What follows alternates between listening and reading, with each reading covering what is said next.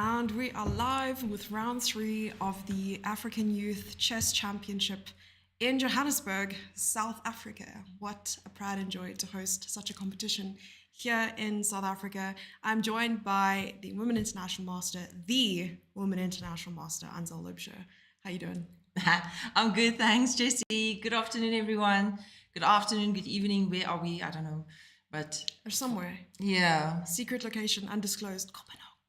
Bring the coffee, please. We got some really nice coffee. We actually just had now. a viewer deliver coffee for us, and it's got a little bit of magic in there. And okay, that sounds a little suspicious. It's got not that kind of magic. Oh, okay. It's got love and affection. Yes, that's what it's got. Yeah. Perfect. Just the right amount of sugar, right amount of milk, and like right amount of love. 1 sugar, 2 milk. By the way, yes. Oh, I thought it was 5 coffee. Yeah, strong, yes. Strong like Mother Russia. We're ready for you. Yes, we Jessie, are. what games do we have? I missed this morning because I was delivering the course. We're waiting for your excuses. We've been waiting all morning. We waited and waited and waited. And you apparently went out and got milk and never came back. And cigarettes. I don't even smoke. Just stay out of prison and don't smoke. And study. Yeah. Stay in school. It's more of it's a saying, but okay. Okay. Yeah. So we are here, we are live, and we want to see some games. There are some I think we have some clashes here, country clashes, yeah? Yeah, we do. So this is a big game. Yeah, I shifted the camera grew wings and flew all the way to the other hall. And again, we are checking out the under 18 open section, and we have the first board up, and we have the Clash of Clans right here. It is 2 South Africans battling it out. On board 1, we have playing with the white pieces. I'm just going to get the pairings up real quick so that we can get the names correct. We have Caleb Leviton playing with the white pieces, FIDE Master versus Candidate Master Tyler Nevin. And we know that Tyler has actually played some good chess over the years. We come from the same city, Port Elizabeth, aka Gebs. Gebs. I can say that. Yeah, Gebs. But it's with a Z, Gebz. Is it Gebs? No, where's the click? Gqeberha. But we're going to say Gebs. Gebs, right, yes. So Taylor. How do we say that? Tyler Nevin. And out of the top 8 players after round 2, I have to tell you something. I'm looking at this. This is shocking. 6 of those players are South African. Oh, wow. In the under 18 open section, which is very impressive. Which means, you know what that means, right? The likelihood after round 2 is already super high that one of our locals will be taking home the trophy, hopefully. Fingers crossed. Yes, this is so we had something that can happen, yeah? Exactly. And after round 2, we actually had some upsets happen in the under 18 open section. We had a draw between Tawanda Mako, who secured a draw with an 1800 rating, against David George Samir with a 2100 rating. That's a lacquer one. That's a lacquer draw. Which rating points for now knocks him down, but it will obviously, half a point means nothing in the bigger scheme of things. We have 9 rounds, and that's a lot of games in order to prove your consistency and to make sure that nothing bad happens. You have to maintain that energy, maintain that stamina and endurance. Honestly, as a chess player who has been playing for 20 years, and I'm not even exaggerating that, like 19, 20 years, I still don't have that balance right. I don't have that balance of trying to maintain my energy throughout a tournament. And Anzal, you and I are going to be playing back-to-back tournaments. I don't know, what did we get ourselves into here? Oh no, but it's going to be fun. It's fun. It's summer. It's Spain. It's the best paella. Sangria. Yes, okay. yes, I don't know about the sangria. So that will be good. No, we'll survive it. Don't worry. We'll survive this. But this is interesting because Jessie, today is a double round. Yes. And normally the first double round is not so bad because we're fresh. We come here. We only played 1 or 2 games and then play a double round. But here's my prediction. Okay, I'm listening. The second double round, which is the day after tomorrow, which is Wednesday. That second round will test the stamina, will really test the stamina, because those double rounds, that's crucial. It really is. So we'll see how that goes. Tomorrow is a single round, and then there's a double round on Wednesday. Exactly. So kids can sleep in, give it their all today for the afternoon game. And tomorrow wake up at like 10, 11, feeling good. Or, get up at 6 with crack a door, take a lap around Kopanong. It's quite a very beautiful place. Yeah, we normally by 6 I'm done with a few laps in the pool, and then we go for a run. Yes. Yeah, I remember this pool actually at Kopanong. I have quite a story to tell before we look at this game from the beginning. So Kopanong. I want to hear this story. Oh gosh, this is a family show. It's a family show. It's a family. Just keep that in mind. There were please. kids present at this incident. So I've been a player at this venue. I've been a coach at this venue, and now I'm a commentator. However, after, the playing years lapsed, I then became a coach. And there was one year I traveled with the juniors to Kopanong in order to, prepare them for the South African closed championship. And it's one of the big ones, you're trying to qualify for South African colors to represent your team in abroad tournaments. And one of the dares that I made, or rather bets that I made with one of my kids, is that if they were to win a very crucial game, I would jump in the pool with my clothes on. Right. And they surprised me. And they won the game.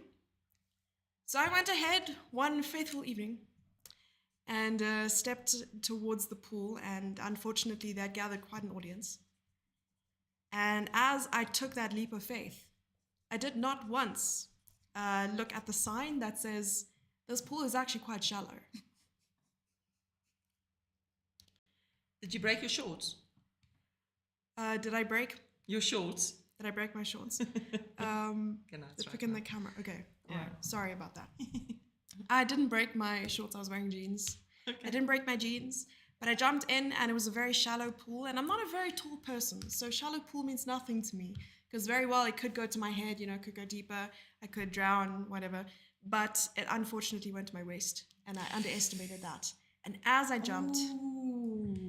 Oh, you were looking at this. So this is the stream. So it's not the camera that we're looking at. Yeah, don't worry about it. We're over there. Yeah. So don't look at this. It's fine. I understand what you mean though. Because I sat like this in a moment ago, and then I looked at the one screen and I sat like this. So I was confused. This is why I'm not allowed to press the buttons though. It's okay. I should have probably briefed you. Yeah, you should have. But okay, let's not hold on to the end of Shallower Than Jessie. Very funny. So that is quite funny. So wait, that's not the end of the story. The punchline is I jumped in. My feet hit the ground of the pool a lot quicker than I thought. I twisted my ankle. Oh, so I'm not allowed to laugh. It was horrible. I had to have all my stuff. At least it was the last day of the tournament as well. And my stuff was carried for me back home.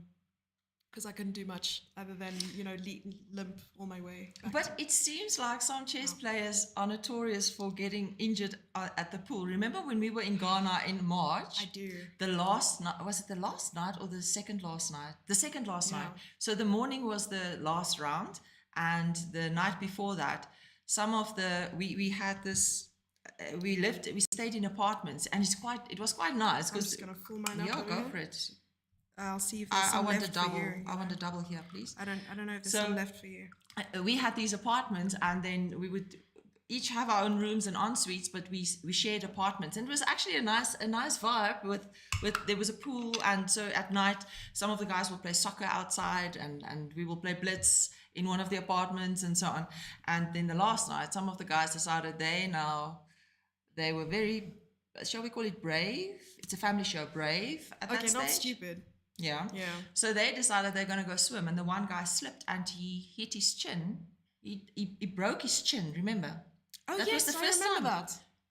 How do you break your chin? But he broke his chin.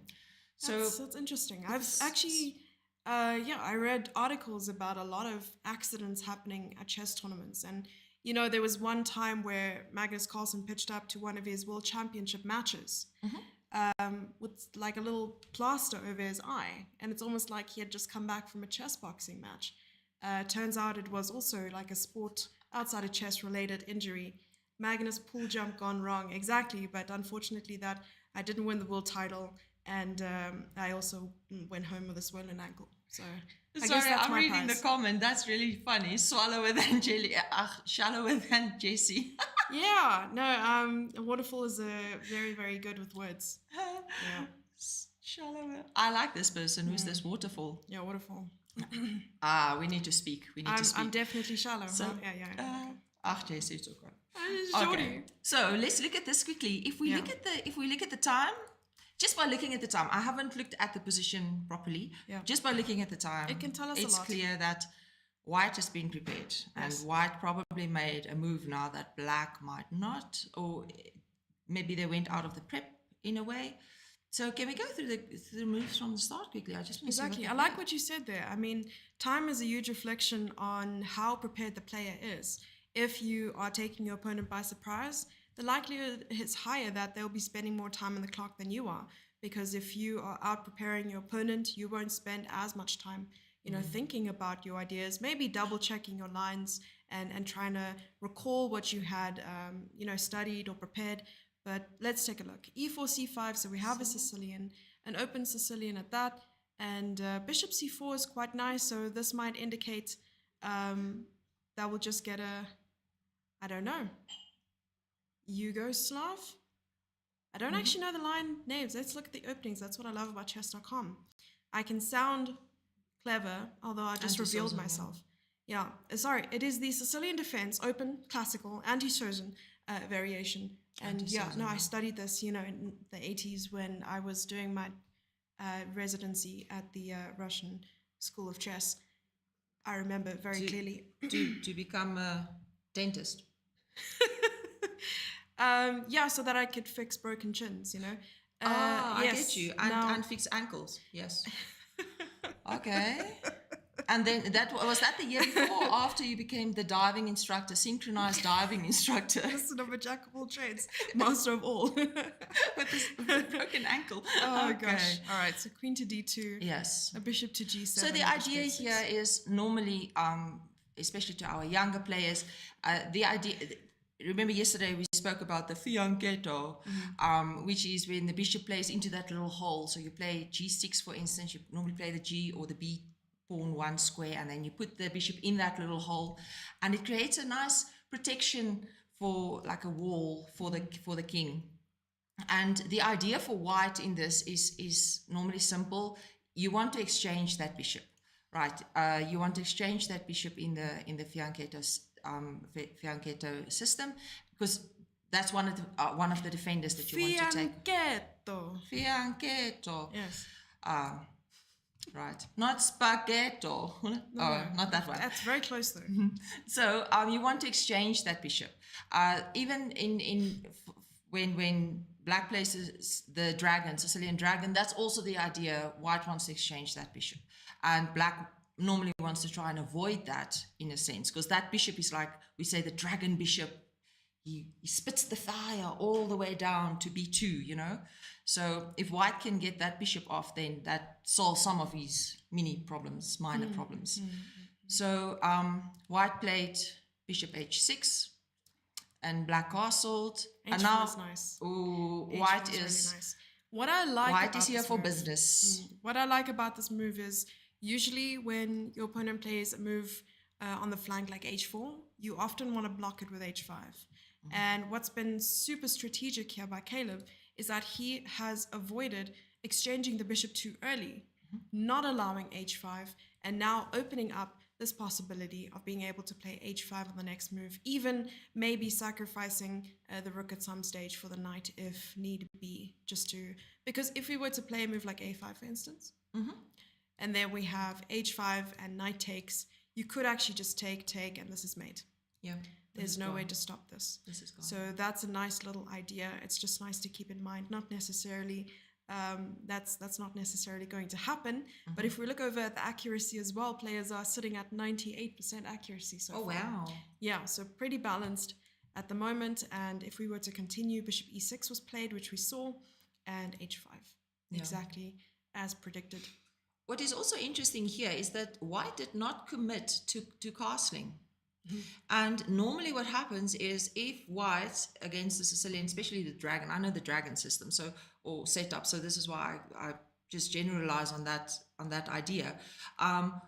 White normally castles, or sometimes castles long then, and then the idea, this is like a race. White will start attacking on the king side, running with the H and G pawns, F3, G4, H4, and black will run on the other side. Black will start pushing the A pawn, and if he has the B pawn, the B pawn. Otherwise, in this case, this is nice when the B pawn took on C already. Then the B file is open, so black will try to put the rook on the B file and get down there. But now white hasn't castled yet. So in this case, the center is actually a safer place, if I'm not mistaken, for the moment. It seems like it. It seems like it, and there's a reason why Caleb hasn't castled. Perhaps he doesn't know yet when the right moment is, but also there's no need to. There aren't any open files in the center, and at the moment, white has a pretty strong hold on the center. There's nothing black can do unless black really wants to be overzealous and play something like d5, for instance. Then maybe it's okay to long castle or capture in long castle if need be. But already white is in danger. Black is in danger here on the king side. And once again, this position could in fact play itself if black doesn't find the right way to defend.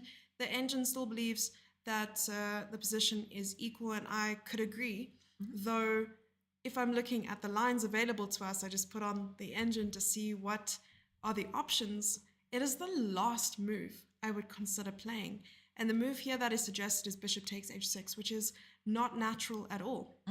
Just because you're helping white activate the queen, this is coming and it looks like, you're about to get checkmated. So maybe Tyler finds it, maybe Tyler plays bishop takes h6, and it looks like that's the only move to maintain equality for now. I see what you mean. It makes sense because if you go something like this, and my idea would have been to maybe play something like this, it gives white such an advantage. Queen d2, and I don't know. I'm not sure if that... I would have thought that would be okay. Yeah. Takes, and apparently this is the move. Oh, wow. It's so unnatural. Yeah, it goes against all the principles exactly. of defending your king, Like you are giving away so much. You're giving away your king safety here. You're saying, it's okay. For now, my king won't be safe, but look, you don't have any attacking pieces on the king side, and if you try something, you're not getting anywhere. Yeah. So maybe black will find this, but I think here my prediction is, wait, hang on, what happened? Oh. He took the bishop on b3. Why is that? Why? He took 31 seconds to play this move as well. So he did that quite fast. Yeah. This is interesting. It's funny, taking the bishop is only one of the options available. The other options also give white a slight edge. Yeah. You know what will be nice if we can actually, I'll chat to the arbiters quickly when we take a break in a bit, to ask them to send, when these two players are done and we're still on, then to send them out here to us to come and tell us why they played certain moves. It would be really nice. Yeah. Would you guys like to hear that? Maybe from their perspective, what went through their minds at certain times. Speaking of special guests, though, Anzal, we do have two viewers as well who are here at the venue, who came to say hello to us. They're also regulars in chat, and I can't wait for you to meet them just for a short while, 10 minutes, of course. But we'll still look at some of the games before going on a break. Yep. And so let's see quickly.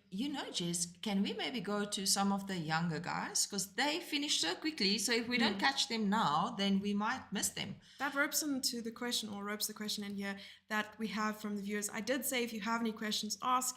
And here we are, not even answering your questions. So do you think the younger players, the players, the quicker they play? Yes. There's already a result on under 8 open board. And yes, this is what we spoke about a little bit earlier as well when Anzel wasn't here with us, but I think that the younger you are, the more impatient you are as well. You haven't learned this art of patience, and it's almost like the art of war or the art of ancient Chinese proverbs. You are definitely not good. You're not going to be patient over the board The art of cooking spaghetti. Yes. Yes, I get now. You just all you had to say was that. Same Then language, now I man. get Yeah, you. I'm telling you. Oh, you just say all these things that I don't understand today. Exactly. Okay, so where are the other 8s? Let's see. All right, so let's take a look at the under 8s as requested. I have a fancy way of switching games now. Oh, you do? I know, I'm like such a professional streamer. We spoke about this. Oh, wow. It's And- because I allowed you to now press the buttons. Exactly. As soon as Anzel gave me this chance, I just took over, and it's been amazing since. I see myself as a very good teacher. I think so too. Yeah. Yeah, that's why you have a course running concurrently. Oh, yes. We started with the preparation of teachers' course this morning. And I have people in the session that are experienced players and trainers. And it was so nice to see when you show them something and they appreciate it and they say, oh, wow, I never thought about it in all these years. I never thought about it this way, you know? Yeah. It's so nice. You can teach your old dog new tricks. Can you? Roll over, play dead. Let's see. Yeah. Alrighty. Okay, so who are we looking at? We have in front of us a game played by 2 under 8 open players. The first board is already finished. So we won't take a look at that. But I'll quickly tell you who's playing over here on board 2. We have Iyad, Saleh versus Frederick Conroy, and I think he's from Namibia. Yes. And Iyad is from Tunisia. So it looks like, the younger ones, not all of them have ratings, especially on the top boards. The highest rating is 1550, which is very impressive for an under 8 player. I don't even remember what life was like when I was that young, in all honesty. I can honestly say I did not know how to play chess when I was 8. When did you learn how to play chess? When I was 9. Oh, Just the next year. just next year. If only I knew what was waiting for me, hey? Yeah, we would have started way sooner. Yes. Yeah. And I learned by accident though, because I didn't want to do cross country. Oh, wow. Yeah. Okay. So I ran away from cross country. So I have a question for you. Oh no, here we go. They're not all bad. Okay, go for it. Would you rather be given $10 million right now? Yes.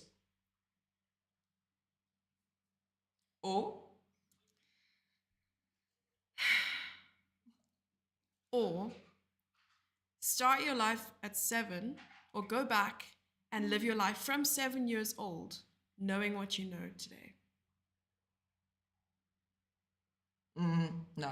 10 billion. What? Did you say 10 billion million. or million? $10 million. If it was billion, I would say 10 billion. Oh, no, I'll take the money. Because you know Why? what? No, because you know what? If I knew then what I know now, I would have missed out on so many fun mistakes to make in life. I've never heard the word fun and mistake being said in the same sentence. We need to talk. I'll tell you later today. I would take the age thing. I would want to go back and live my life. Oh, No. wow. But that's a good question. What would you guys want to do? No. Yeah. There are some. Just remember, if you knew back then what you know now, then you would want to live the life you have now. Meaning you have to work and pay tax. There's no way. No, you're 7. You don't have to do anything, but you have the knowledge of whatever age you have a knowledge of a 29-year-old. Yes. Oh, I get. Yes. you. Yes. Absolutely. Yes, Absolutely. exactly. She's not very good at mathematics, but let's go. Let's go. Okay. So who's this? All right. Frederick, so, yes. Yeah, like we said, we are looking at the under 8 board 2 open section. So And the first thing that I look at is the time. yes, what do you notice? No, wait. Is this the second move? Oh, is No, that the this actual is the time? updated, Okay, yeah. okay. Don't worry about that. Okay, so let's just get to the actual position, then I'll tell you about the time because I want to see how Oh, many 2 moves. knights. I like this. Ooh la la. This is actually pretty popular. And, beautiful Aha. Queen E7. Well spotted. Queen E2. Knight D5, Bishop B6, Bishop D2. Okay, just developing. Okay, the pawn has seen better days, but. I like this. But. This is quite sharp. It is. And immediately I'm like, is there not a discover check somewhere? And every time I think about it, I'm like, wherever the knight goes to check, the pawn will take and defend the queen.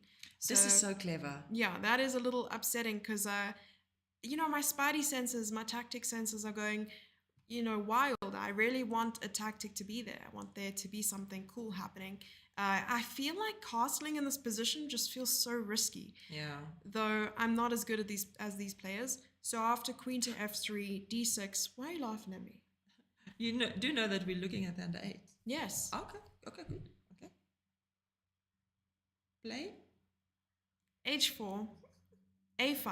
Okay, so this is basically what you said. The normal rule of thumb is if you attack on one side of the board, your opponent either counterattacks in the center or on the flank, on the opposite flank. But we both know where the kings are, and that's what we want to go. We want to go for blood. And after h4, a5, and it is white to move. So they've spent a great deal of time in the opening, and that's really, really impressive. It takes a lot of, even for me, sometimes I see a great move and I want to play it, but you know what Emmanuel Lasker said? If you see a good move, wait for the approval of your coach before making that move. I'm joking. Fair play. Fair play. No, if you see They did not have fair play then. If you see a good move, wait and look for a better one. Yes. And that's something that took me ages to learn, and I'm still learning about finding candidate moves and great ways to respond to my opponent's threats. You know okay, so sometimes I would look at the position, and then afterwards when I analyze the game, and when you play the game, you go through certain candidate moves. Then I analyze the game, and I'm like, the move that the engine suggests, I don't even see the candidate move, Oh. So that sometimes happens. Yes. That's even worse than sitting there and realizing that you missed, or you selected the wrong candidate move, you know, as you were just testing the engine. Oh, yes. Yeah. Yes, that's my story, and I'm sticking to it. I think so. Yes. And what a nice compliment from Chad as well, saying you guys are commentating similar to how Peter Svidler and Jan Gustafsson chess game analysis and knowledge with such good humor. Absolutely brilliant. Keep it up. So thank you so much. Which one is Svidler? Can I be Svidler? He's kind of cool. Let me see. Who did that say? Svidler? Svidler and Jan Gustafsson. Oh, you can call me. He's got that dry, deadpan humor, I think. And Svidler just piggybacks of that. So I think that's accurate. No? Okay. Who's piggybacking who here now? Chess is not supposed to be a dangerous sport. True, but we spoke about all the chess-related injuries. And in order to be a good chess player, you can't, get out of a chess tournament unscathed. So it seems like it. True. So you're either emotionally scarred from your chess experiences, or you have physical bruises and scratches and dents. Absolutely. I see something here now. Tell me what you see. Did you put your glasses on? You keep on doing that now. I know where you sleep. You do. Where she sleeps tonight. Oh my God. I'll sneak in. Oh no. In the sleep. No, don't try that at home, all right? Okay, so I'm looking at this now. If we look at White's pieces, okay? Yes. So the bishop is still in his pajamas on f1. Okay. So the bishop needs to get some attention. So I'm thinking, if I have to develop a piece, if we put the bishop on d3, then it keeps an eye on h7, and that's always it's a little bit of a pain, So that might be a way to develop the bishop. And also, if we put the bishop there and we think, okay, but the knight can harass the bishop, chase the bishop. But then, on the other hand, the black bishop is cutting the squares for the knight sitting on d5. I like that. So this is, in fact, the black bishop, how cool is this? The black bishop will defend the white bishop if the white bishop is on d3. How cool is that? They're on different colors, Anzel. Yes, but if the white bishop is on d3, yes, then the black bishop is defending the white bishop against the knight, black knight, from behind, harassing the bishop. Okay, so it's almost like a bodyguard. I was gonna say it's like an octopus. Yes. It has. Oh no, it's like Lilo and Stitch. Because Stitch has two arms, Okay. but he can force 2 more arms out if he wants to. Oh, wow. Did you know that? No, I just know Spider-Man. Okay, that's scientifically Not that proven. one. No, he's Experiment 626, which should be your nickname.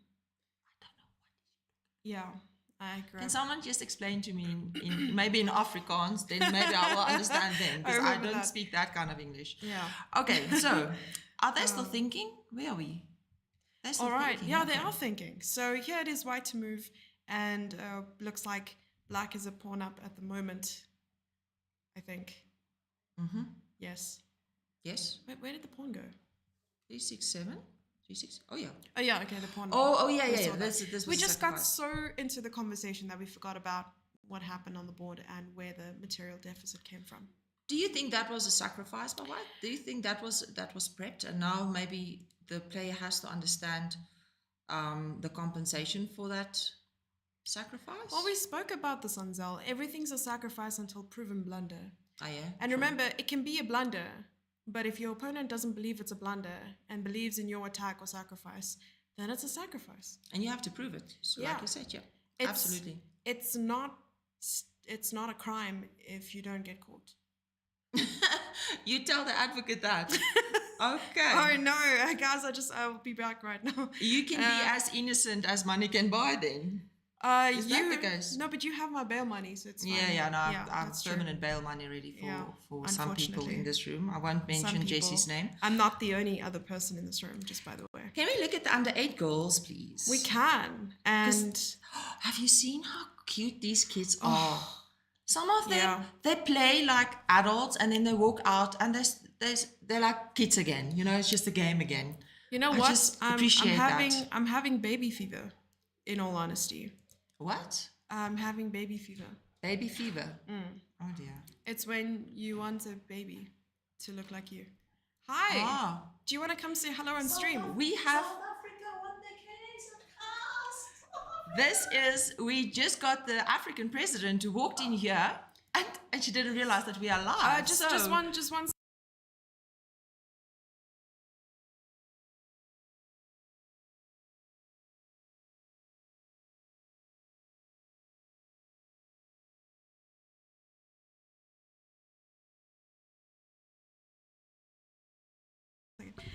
we have to take an emergency break, everyone, and we will be right back. So you have to wait until we're back to here. Maybe not. Yeah, all right. Be back soon. We'll be back soon.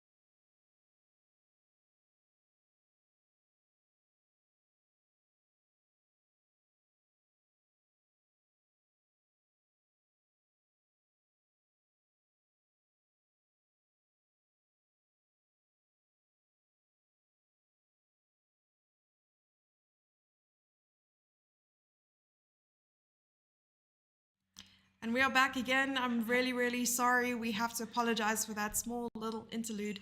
It was all Anzel. Anzel couldn't contain her excitement that she's sitting next to her bestest friend in the whole entire world. No, what happened is Jessie said that she wanted something about baby fever or something, and then there were just knocks on the door and people proposing, and I couldn't. I had to really fight this off now. No, I'm kidding. that's funny. We just got really, really exciting news, but we are not allowed to tell. It's not for us to tell. So soon, Unfortunately not. I'm sure within the next day, probably, it will be public. So, well, what can we say? Stay tuned. Yeah, stay tuned. And honestly, it's, How are we not going to say this? How I are we don't not know. going to tell them? That's the thing. It's Oh, we one of can't. the three things, the holy trinity of things that we don't say on stream, unfortunately. Okay, all right. Yeah, we don't talk about religion, we don't talk about race, and we don't talk about politics. Thank you so Yes. much. Thank you. We Right. have an amazing lady behind the scenes. Please just come and wave and say hello. Just come say hi quickly, Please. Megan. Yeah, Megan. We have to see your face. You'll be able to see it over there. There's Megan. There's Megan. Megan has been helpful, super, super helpful, and without her, none of this would have been possible. So thank you so much. I Do you know appreciate what? it. Do you know what is the party joke? Yeah. Megan, her surname is Ford, and Yes. her entire family drives Ford. Oh, okay. A true story, Alright. and they're not related to the Fords. You don't know that. Maybe No, she's she- hiding something from you. Ah, Yeah, you chased them down. she Okay. tried. Yeah. Okay, so Megan has been really helpful and doing different things and coffee and laptops and yeah, this They has want a been- hint. The person who came to share the news with us, we can tell is the president of the African Chess Federation, and she's a lovely lady and told us that she loves us and that she wants to. We are the favorites. Yeah, there we go. Yeah. All right, and we can't tell are you. already seeing some results on the board as we can Oh, see. this is over, yeah. one of the under 8 girls playing here. So cute. They play right until the end, eh? They do. Yeah. And honestly, I was always encouraged to do something like that. Uh-huh. Play right until the end because your opponent can make a mistake. And on board 1, we have Sashvani. Sashanvi. Session ready? Ready, yes. I tried to say her name earlier and I think I nailed it. And this time I failed miserably. And we have Eva Janssen-Rensburg. Yeah. Janssen van Rensburg. I named my cousin Ava. Ava, cute. Yeah. Well, it's my cousin's kid and I call her my niece. I don't really I know. get confused with the English. In Afrikaans, it's niggie and neefie, and Oh, okay. it's So different it's from cousin. niece It's like and cousin. cousin 5 times removed, added. No, okay, all right. And then There's a reason why we play chess and not Not teach mathematics. language. Right. And So- on board 2, we have Janelle Mutale versus Menke Conradi. Are they still playing? Let's check. I think they are. I think Let's they were check also their really games. close to ending their game, or not. Oh, But Black is Oh, they're still somehow playing. completely winning. can we go from 1 minute 31 seconds? So the one has more time than what you started with, and the other one 38 minutes. So can we maybe see the game from the start quickly? We can indeed. I really missed you. Oh, you Round did? 2 was not the same without you, really. Really? Yeah. Oh, and It was- I missed it too. Yeah, it was like, I felt so alone that, you know what I did? I planned some collaborations with people around the venue to fill that void on Uh-huh. Wednesday morning because I will miss you so much. But I'm irreplaceable. That is true. That's why I had to, plan multiple collaborations because. Are you talking about all my personalities? Oh, that's good. Well done. You're so funny. See, this is why you're Jan and I'm Peter. Ah, okay. Yeah. Alrighty. Jan. I love how we are taking our personalities and our broadcasting company worldwide. Did you know that? Oh, we do? Yeah, the first stop is Spain, but we're not commentating. Oh, yes. Yeah. Oh, but we, you know what, Jessie, you know Yeah. us. We will probably tell them now and then what we do, if it's allowed. No, we'll stream the games and Yeah. we'll create some content around But it. there are some other opportunities in the near future where That's true. we will do this again for some junior events. But we can't tell you yet. It's a Not secret. yet. It's even a secret from me, but okay. All right, so we have the London. Oh, we have F3. You know, F3 is one of those sideline moves that you can play to surprise your opponent. Yeah. the fact that okay, So it's not losing.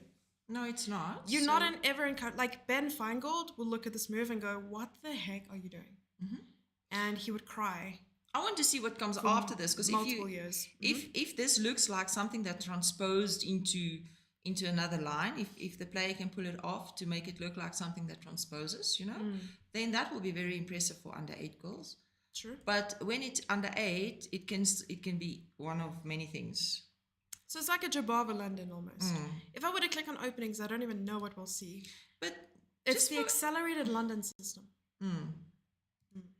Though I think it's Jabava London. Maybe you guys can correct me. That's a lot of pawn moves for an opening, not going to lie. What do you think? many holes, when we so you will see now, if we talk about under 8, then I will talk about or I will explain like for under 8 as well. But when we play the opening, I normally tell the little ones that when you develop your pieces in the first 10 moves, you only move, or you try to only move pawns to get your bishops out. Okay, so ideally you want to make 2 pawn moves, 2 knight moves, bring out 2 bishops, I'm learning something. and you want to castle. Okay. So you have to do those 7 things, or try to do those 7 things within the first 10 moves. So you have 3 more moves to play with, whether maybe you want to put a knight on even a better square, like an outpost, or you want to exchange a pawn or something. So you have 3 moves to play with, or maybe a queen move, to back a bishop or something like that, or battery a bishop. But in general, those are the things that we want to do. Now, if we look at the pawn moves in this game, it's not helping your bishops in this case. The pawns did not consider the bishops in moving in this opening, because f3 is not the place for a pawn. That's the knight square. But I mean, in a d4 opening, there are possibilities. That's definitely possible. But the bishop on f8 is completely confused, because he's got now 2 diagonals and he doesn't know where to go. Now this is like, you ask someone, do you want coffee or tea? And they say yes. I mean, it's the same thing, So Yes. this bishop doesn't know where to go, and the bishop on c8 are stuck behind the pawn. So in this case, they did not honor their bishops when they made their pawn moves. That's true. And the bishop on f1, Yeah. pajamas. That's a really, really good rule of thumb, though it poses the question, how many thumbs do you have? And the answer's 2, hopefully. There's a very, very funny comment in chat saying, What? can I play in this section? I have been told I'm underrated. Underrated. I did that. Underrated. Oh, that's cute. I got that. I actually got that. Oh, I like that. I'm underrated. Oh, yeah. cute. Who's that?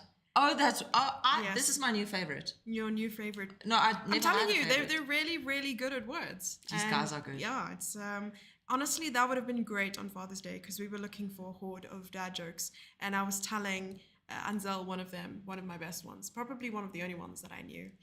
I can't remember what it was. Oh yes, what do you, when a short person says hello, what do you call them? It's a marker. What do they do? What do you want to be when you grow up?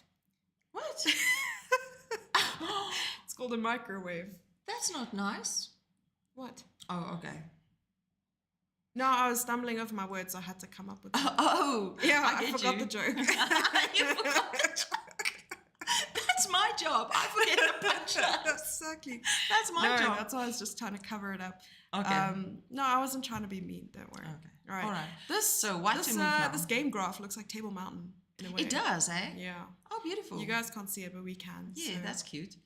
Okay, so G6, and then let's go. So queen to d2, taking probably immediate advantage of the dark square weaknesses around the king. And battering the bishop, because remember what we said earlier about the bishop that wants to, the black bishop wants to fianchetto on G7, so white wants to exchange that bishop if it happens. Okay.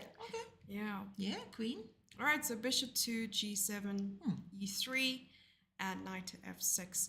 And now it's looking a little bit more normal than it was Oh, this is before. nice. But in all honesty, with the rule that we have, don't confuse your bishop because they won't know if they want coffee or tea. There are exceptions to the rule. And one exception would be the reason why you would push both of these pawns. Usually you don't. You either push this one or you push this one. Yeah. is to place the knight on e7 with the plan of taking control of the f5 square. Oh, I like that. And sometimes the knight can even go hop in there, yeah? Yeah, sometimes the knight can go to f5. And one of the reasons white has played f3 is to eventually play e4. Yeah. And this is probably, or g4. This is probably something that white has prepared a little bit later on. But of course, you have to develop all your pieces before you can attack. All right, so knight f6, knight to b5. Oh, what a nice move.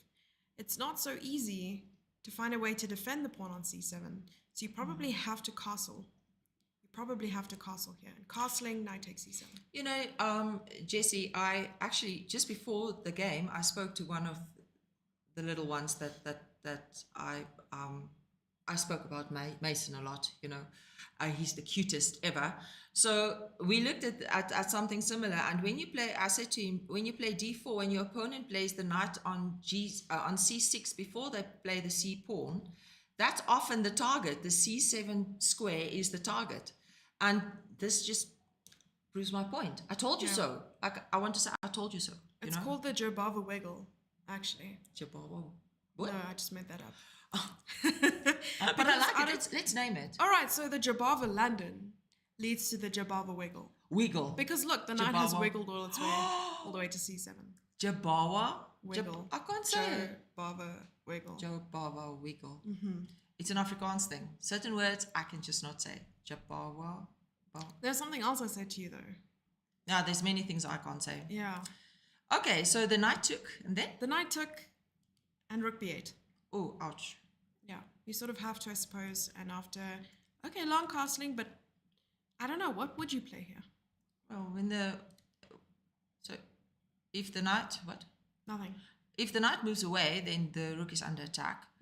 But now we have to be very careful, because if we move the knight away, like for instance, if we want to sacrifice the knight for the pawn on e6, for instance, we have to remember that if the bishop takes the rook on b8, then the knight can take the bishop. So in fact, you will give two minor pieces for a rook. Now, in general, the question is often, the little ones will ask, so if I can get a pawn and a rook for two minor pieces, like two knights or a bishop and a knight, or two bishops or whatever, is that a good trade or not? Now, in the opening and in the middle game, we actually don't want to do that in general. I'm generalizing now, but in general, we don't want to do that, because the minor pieces are very important in the middle game, especially the late opening, early middle game. You play with your minor pieces, and the rooks are just standing there waiting for open files later on. So in that case, the one who loses the rook won't feel the pinch, you know, but those with the knight and the bishop gone, they feel it. That's true. So you probably either want to leave your knight there or bring it back to safety, because you've got a pawn. You've achieved what you want to achieve. Plus, you're maybe even forcing the rook back. Yeah. And you're gaining a tempo there. So, you're controlling the moves. You're controlling your opponent's moves. And as long as you can control your opponent's move, you are basically in control of the game. Paul Morphy would be proud. And here we see, yes. Here we have black has 30 minutes left. And white has an hour 30 minutes. Now, this is very interesting. Is this the position? No. Oh. What I just wanted to make a small point quickly is that if you were to look at the accuracy of the game, or at least the accuracy that chess.com has computed and put together, and looked at the time left on the clock, I think they correlate pretty well. The more time you spend on your moves, the more likely you are to make more accurate moves. And obviously, the less time you spend on your moves, the lower your accuracy. And that's why white here, it says here that white has 61% accuracy and black has 80% accuracy. So the more time you spend on those moves, making sure that they're good moves, the better. That's why my blitz and bullet is more horrific than my classical chess. But that could be for several reasons. But in this case, the accuracy is not bringing black anywhere far, because it's a pawn down. For now. Yes. But accuracy doesn't necessarily mean winning. No, of course. Because even if you're in a bad position, there's only one right move to make to get out of it, or you the can least have a small lapse, damaging. Yeah, lapse in judgment maybe. Yeah. But let's take a look and see what white played. So white played long castle, a6, and knight takes d5. So that knight maybe felt a little bit caged. White should have played the knight out, yeah. So this is exactly what you said as well. But instead of a rook and a pawn, it'll be a rook and 2 pawns, I think. And, apparently that was not a good move. What is a better move in this position? I don't know.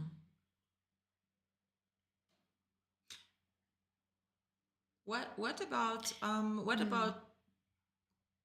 c4? I like c4 a lot because the threat here is queen takes a2.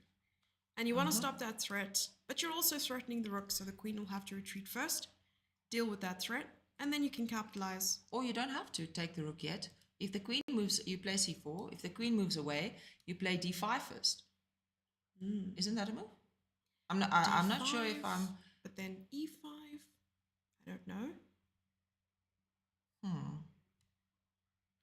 No, actually, that's not... Yeah, that's okay for black. Because I was thinking I want to chase the knight away. You see, because if the knight is gone, then we win the rook. We don't Plus opening up the king. I don't know. Yeah, might be a bit too much, eh? And that bishop, that ooh, that monster dragon bishop. The dragon bishop. It's going raw. I'm a dinosaur. Yeah, exactly. Okay, so queen, so what happened? And she was so excited about taking the rook that she took the rook. And after knight takes b8, there is e4. And like you said, c4 is maybe a little bit better because she missed queen takes a2, threatening checkmate on a1, and have to create a lift for the king. And after queen to e3, check, king, and take the pawn. Now things are looking a little bit better. They have too many pieces in their pajamas here. Yeah, she spent 14 and a half minutes on queen takes a2, making sure that this is the right move. So very, very well done for taking your time there. And that queen is moving like a king at this stage. It has imposter syndrome. I have to tell you something. Tell me something. The queen moving like the king, like you said now. Yeah. So this morning, one of the participants in the course. Yeah. So we were talking about when you explain, especially the basics, but doesn't matter, not only the basics, but when you explain things to kids, especially when they're under 8, you have to get into their world and you have to explain it to them in a way that they will understand it. So you need to understand their imagination and so on. Did you bring your unicorn pen? Yes, it's actually in my bag. Okay, I'll show good. you just now. Yeah, thank you. So, I like unicorns. So the one guy, Jackie, who's been in chess for many years, and he said he once had this. He used the example, that when you set up the chessboard, the king and the queen, and they're married and so on, just as a story to set up the chessboard. And then when the kids started playing, now whenever the queen moves, she brings the king closer. Then the queen moves, or the king moves, then the queen goes. So breaking all the rules in the opening, because when the queen moves, the king moves. Yeah. And he said to her, but why do you let your king and queen follow each other? She said, but you said they're married. Oh, that's the cutest thing ever. How cute. Okay, so we have to be very careful how we use these examples. That's really, really adorable. Don't focus too much on the married part, especially in the opening, because if that king follows the queen. Are you promoting long distance relationships here? Yes, I am. Because the queen needs to go out and fight on the chessboard, and the king must stay home and make the plans. Are you saying that women deserve a career? Jessie, you make me nervous now. She makes me so nervous. Can anyone help me out? No. And now I know why she was missing this morning. She just needed a break from my nonsense. No, not at all. So knight to e2 and developing when the king is already developed. I mean, the king just needs to get to d4 or e4, actually. And then it's king of the hill.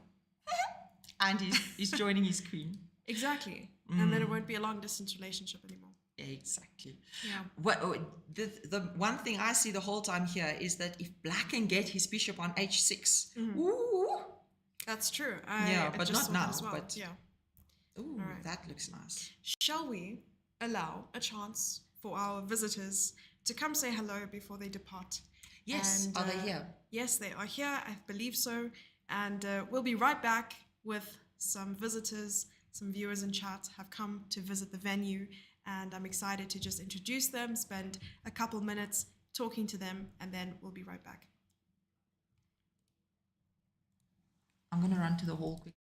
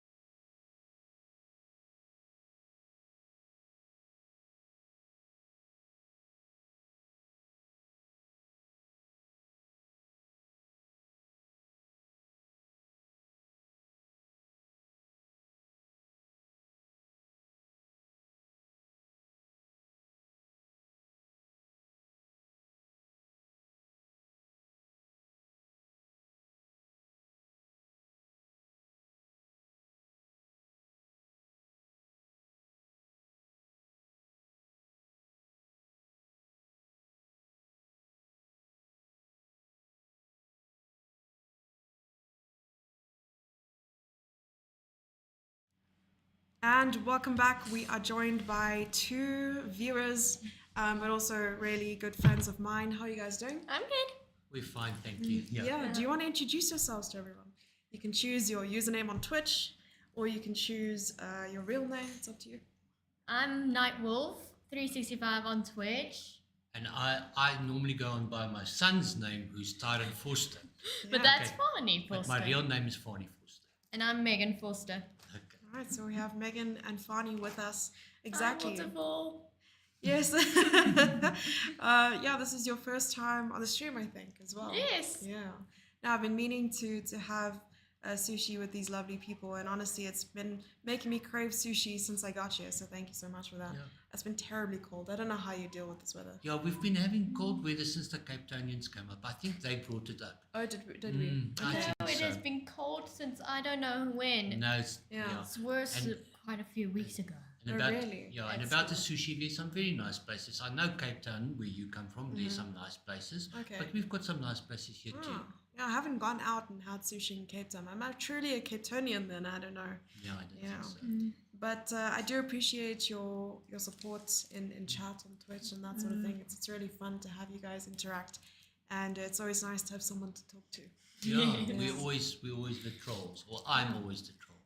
Yes, and I call you out most Yes. of it. So just for the chat, when Yeah. you do see us, me and Megan fight, it is light-hearted. Yes. The real fight is when I put the mute and I call her to make me hot chocolate.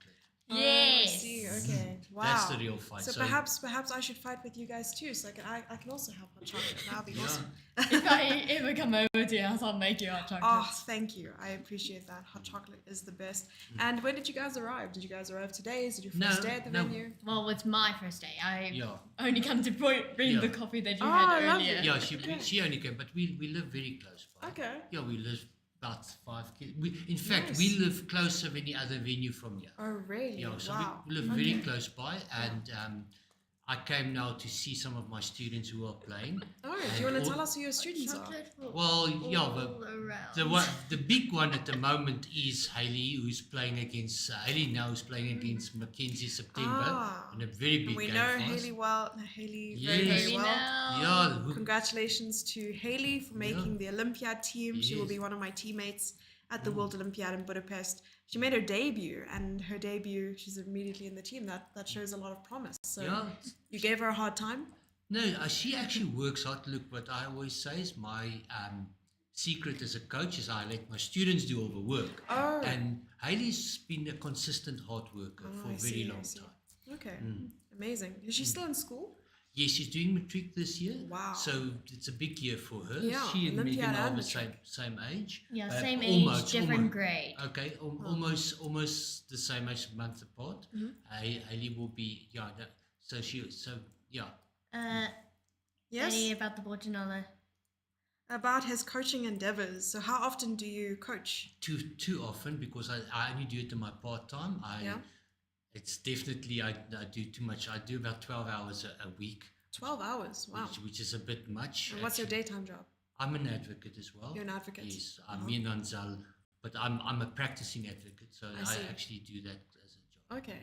Like the criminal stuff or like I the do boring more, stuff? I do more, but we fight about money. I do more civil work. The civil work. Yes, I see. yeah. So I Not a swapped one civil advocate war. for another. That's what it is. Seems But I can't escape. Yeah, but the beauty level went a bit down, so that's a problem. Oh, Yes. okay. I'll tell Yes, Anzal you said definitely. that. Yeah, so I'm not as good looking as Anzal, unfortunately. Okay, at least we yeah. have Megan. So it's At least we've got There we Megan go. here. Yeah. A beauty. And you? Oh, thank you. I'm off to the side though. This is all about your time to shine here. And, I'm sure most of the chat would disagree. Oh, hi, Anzal. And yeah, Anzal, you can come in, of course. I said I was swapping one advocate for another here. We're still live, but of course we're having a little bit of a reunion, a crossover episode, if we will. So you're going to start streaming soon, Megan? Hopefully. Hopefully. But at one stage, she was telling me she was more into the editing. Okay. And, Yeah, editing, streaming. And then one of your other hosts you're planning later this week, James Dinnan, was trying to get into the editing, and so maybe we'll get Okay. into that side. So what Yeah. sort of editing would you do? Chess editing, gaming editing, what sort of- videos, Uh-huh. films, but mostly like if I get photos from someone, I can edit it into a beautiful slideshow. It's one of my Oh. main skills. Oh wow. But Okay. any So editing- open for commission, guys. There you go. Yes. We'll put out some ads and say Megan everything and jack of all trades.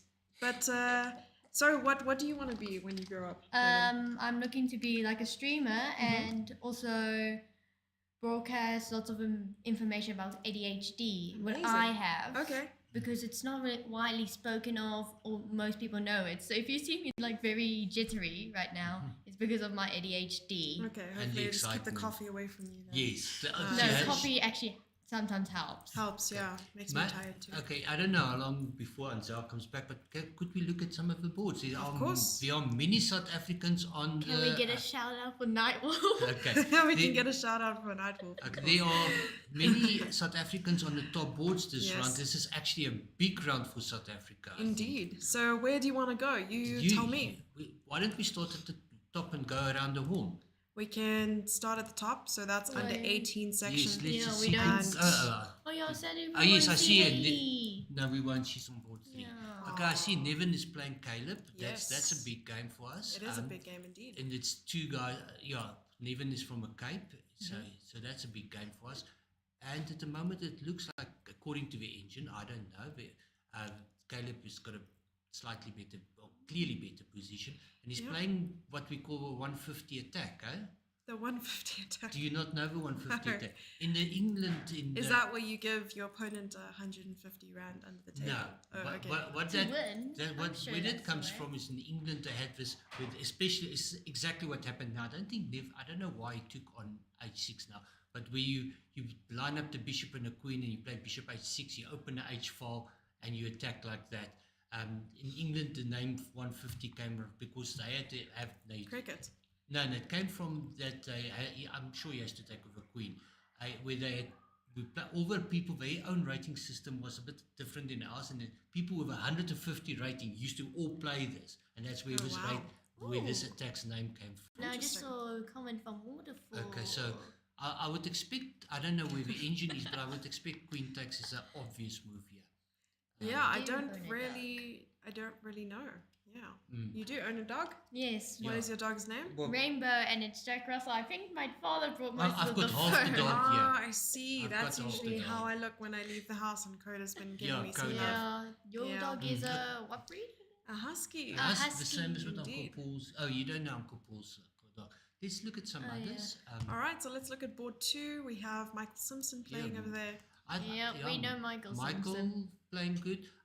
It's 2,000 versus 2,100. I think this Yes. is one of the closest matchups we've had on a top board so far, and it's only round 3. And the engine does like Michael, and those 2 pass pawns on the queen side does look menacing. Probably looks like it came out of some queen pawn opening. Yeah. Yeah. It does indeed. Yeah. Yeah, This is a grinding game. Yeah, and I like to see the whole camera as well, just to see the players Yes. focusing up and some of them walking around. We have a regular walking around. He's always Yeah. walking around. He No, actually that- never. I don't that's even think Regan, he's. eh? Yeah, Regan Palmer. I don't even think he's playing half the time. I think he's just walking. He's a spectator, and his part-time player, full-time spectator. Okay. Well, that's one way. Unfortunately, the camera is so that we can't really see much of Michael. I Ca- apologize. Yeah, Caleb. Oh, seems there I to see a be- bit of him. Yeah, Yeah, there you Caleb there seems to be in thought. Yeah. Yeah, Sounds like Regan, the person Regan on is board very one. much interested in what's happening on these 2 boards. I think Indeed. he's in the same section as them, if I'm not mistaken. Yeah, he's probably playing some Regan. mental simultaneous at this No, I'm stage. just really. Are you reading chat? Yeah, You're you having can, fun. You can Yes. keep, you can keep Of up. course. Okay, and then maybe, No, this is all about you guys. That's why I wanted to talk more about your lives here and so Oh, on. someone wants to get a I'm- prediction. on I'm the board. Oh, waiting it's not for I'm waiting for the game of Michael and Caleb to win the title. Oh, So we what do you are- think is going to happen between the two of them? Lee said soon as mended. Sorry? Lee said soon as mended. I'd Okay. rather not comment. You'd rather not comment. South I understand. Africans playing each other, I'm not going to say anything. Go, Michael! I see. 'Cause I know You're happy with him. this. I Ah, support okay. I support all South Africans, and when they play each other, unless there's a clear student of mine, I would rather not say anything. Okay, and who is the top-rated player you have worked with, even if it's in the past? Well, I'm working with a player who unfortunately just didn't make it. Look, my rating's not too high, but my one student is now just over 1900. Nice. Isn't Okay. it? Dale. Yeah. Oh, it's your Dale. Yeah. Look, so look, when Michael was very young, I've worked with him and some other students who's done, but at the moment, the persons I'm working with is probably Dale. Amazing. And I wanted to ask you, what would you stream if you were to go into streaming? Chess.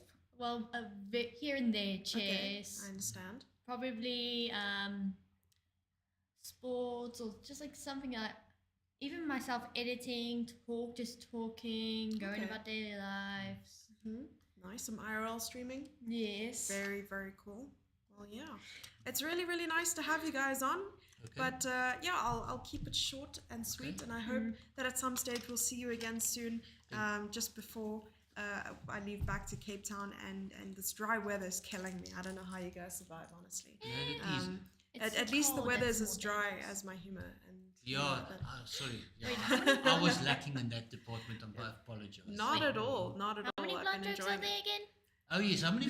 Megan, tell me, how many blonde jokes are there? 3. And why But only on- 3? But there. The rest are all Oh, true. true. That's what it is. Oh, that's funny. Oh my gosh. Oh, that's good. I like that. Okay. Oh, we enjoyed that. That's Thank the you best very way. much. Of course, and thank you so much for joining us, guys. Yes. And I will be back soon, and hopefully Ansel Bye, will be ready to join. chats. Bye, bye, bye. Bye-bye. I'll be joining you guys soon when I get home. Yeah, but we will be Yes. late. We're going to first go Yeah. to Ailey. Oh, Yeah. yes. Okay. You're gonna Thank go you say very hi. much. Say hi to her for me. Will do do. so. All right. Okay. Stay Bye. safe, everyone, and Bye-bye. warm. Bye. Stay warm, yes.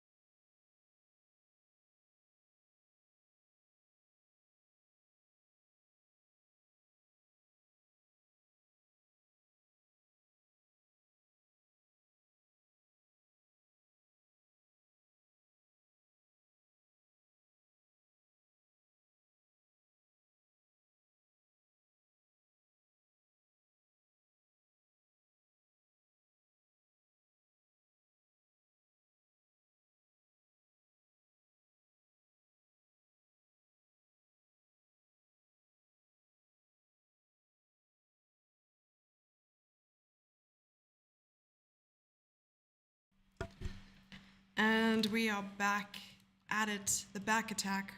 What happened to you, Anzel? You left us again. No, I'm still here in Kopanong. Okay. You know, I'm It's actually hologram. networking. Oh. Yeah. I'm You're networking. Yes.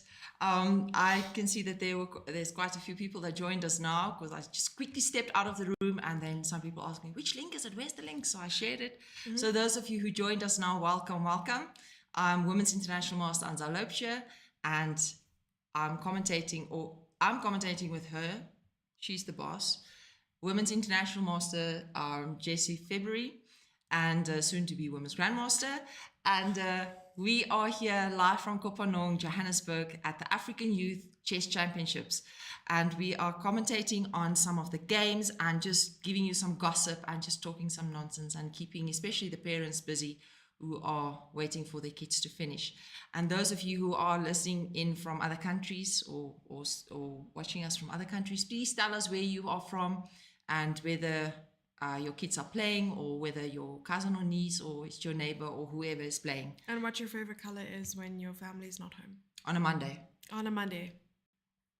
Yes. Yes. Okay.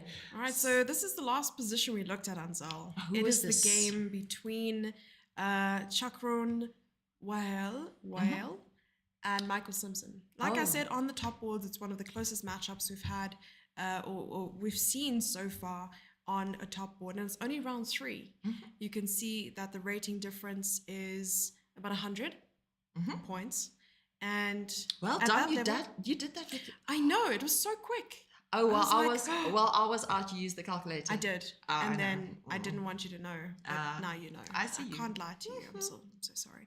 All right, so let's take a look at this position so far. We can actually go from the beginning Yeah, we just can. to see what happens. So we have a normal Slav. Sorry, I will tell you in a moment.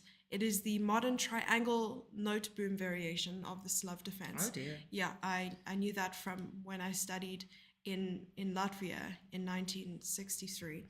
Again, was that before or after your synchronized swimming master's degree? It was about 2 months after World War IV. Yes. All right. Yeah, even people are laughing. My jokes are so I funny. hope they're laughing at us. Yes, You think I'm so? sure it is. Alrighty. So there we have b5, just defending the pawn, trying to hold on. a4 is very normal. We're still in theory knight bishop to b4 rather. That looks like a knight, but it's actually a bishop. And after bishop to d2, we have a5, captures, bishop captures, and bishop captures, pawn captures. And black has somehow managed to maintain that pawn advantage. But as we know, it's not exactly free. Nothing in this life is free, in fact. And after b3, bishop to b7, and white can immediately get this pawn back. But somehow, black wants to utilize these passed pawns, and after 11 moves, black has 2 passed pawns. Wow. Just go 2 moves back, Jesse. I just want to mention something quickly, please. Look, when we were young, just one more move, sorry. So last year, So yes, just like last year. Like last year, I was still in my teens. Yes, so I know yeah, that, I yeah. just Yeah. got out of that now. So just one more move back, please. okay. So in general, when we see a pawn chain, we were taught that you have to attack the base of the pawn chain. So the pawn chain in this position is b5, the base of the pawn chain, because your pawn chain is b5 and c4. So ideally, we want to attack the base of the pawn chain, the beginning of the pawn chain, because that is where the protection comes from. So we want to attack the base of the pawn chain, ideally with another pawn. So if you had an a pawn, we would play a4 maybe, not necessarily in this position, but in general, we would go a4 to attack the b5 pawn. But now in this case, we don't have an a pawn anymore. So this is a very popular or very good way to attack the base, because you have the bishop on f1. So you attack the base by attacking the end of the pawn chain, the tip of the pawn chain, and asking that tip, are you going to take it or not? So b3 is attacking the end of the pawn chain. If the pawn takes, then the bishop will first take the pawn on b5, check, and then take the pawn back or capture the pawn back on b3. Did so you this is know another way to do this. that I'm all about that base? You're all about that. This is, oh yeah, okay, Yeah. even I got that. All about that bass, no trouble. I'm all about that bass, no trouble. Okay. That's so cool. You can Gina. actually sing, huh?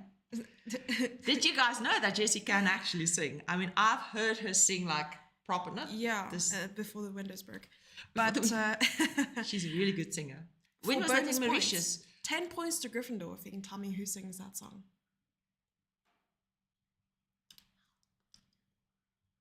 It I actually starts, do know. well, it's the same name as the little lady who just joined us. Megan, I know, she also sings Drainer. Yeah. I got it, it's Yes, Megan you did. Drainer. And I did it all by myself. There's another song that she does as well that I like. Yeah. It's Marvin Gaye. Oh, can't okay. remember No, she now. does a lot of those. No, there's another one. Yeah. I'll tell you later. Isn't it? Yeah. Yeah, that's the one. That's the one. It's crickets, man. Yeah, I wonder Okay. if B4 is all that good in a position like this. I don't know, because then A4, it's... I don't know. ugh. Okay, then at least there's... it can still be two passports. Ed Sheeran. Yeah. Is it Ed Sheeran? No. Oh, yeah. Okay, thank you so much for helping me out here by Yes. being even worse than I was. Okay, good. Right, so what happened? So they play B. So B3 instead. Uh-huh. Yeah. And bishop B7 takes and B4. So giving the pawn back, but securing a nice little queenside advantage with the passed pawns, and you sort of want to keep them connected. You don't want to be, as I mentioned in the previous game, a little overzealous and push them and lose them. So you sort of want to get your king safe, develop your pieces, and then later on they can... it's almost like you're leaving money in the bank to grow. And later on, you capitalize on that investment and you say, look at that. In an end game, that would be completely winning for me because they're flank pawns and they're passed. But right now, they may not have matured. But they Leaving money in the bank to grow, but why on earth would you want to do that? Well, it doesn't grow under my mattress, and I've tried many times. But if there's nice shoes to buy, and you know when Yeah. you buy the shoes, you have to buy the bag. So why would you let it grow in the bank? True. Yeah. You make a valid point. Okay, so That's why I I don't have too speak many- that language. Okay, that's why I have Okay. too many shoes in my closet. Alrighty, so bishop to d3, castles. Keeping an eye on h7 the whole time. Yes, indeed. And after knight to d7, and you're not really sure what to do with this rook. You want to sort of keep it here because now it's tied down to the defense of, at least one of these passed pawns. And it's going to be really tricky, and white will always have to monitor the queen side. It's like you're having to spend extra time that you don't really want to spend thinking about what can black do with these pawns. So after rook to e1, rook e8, queen c2, queen c7, h3, creating that luft, and also stopping knight to g4 in future, h6, same thing, and rook c1. So I don't quite know what the plan is for either side, actually. So perhaps if I were to play with black, my plan would be to trade pieces.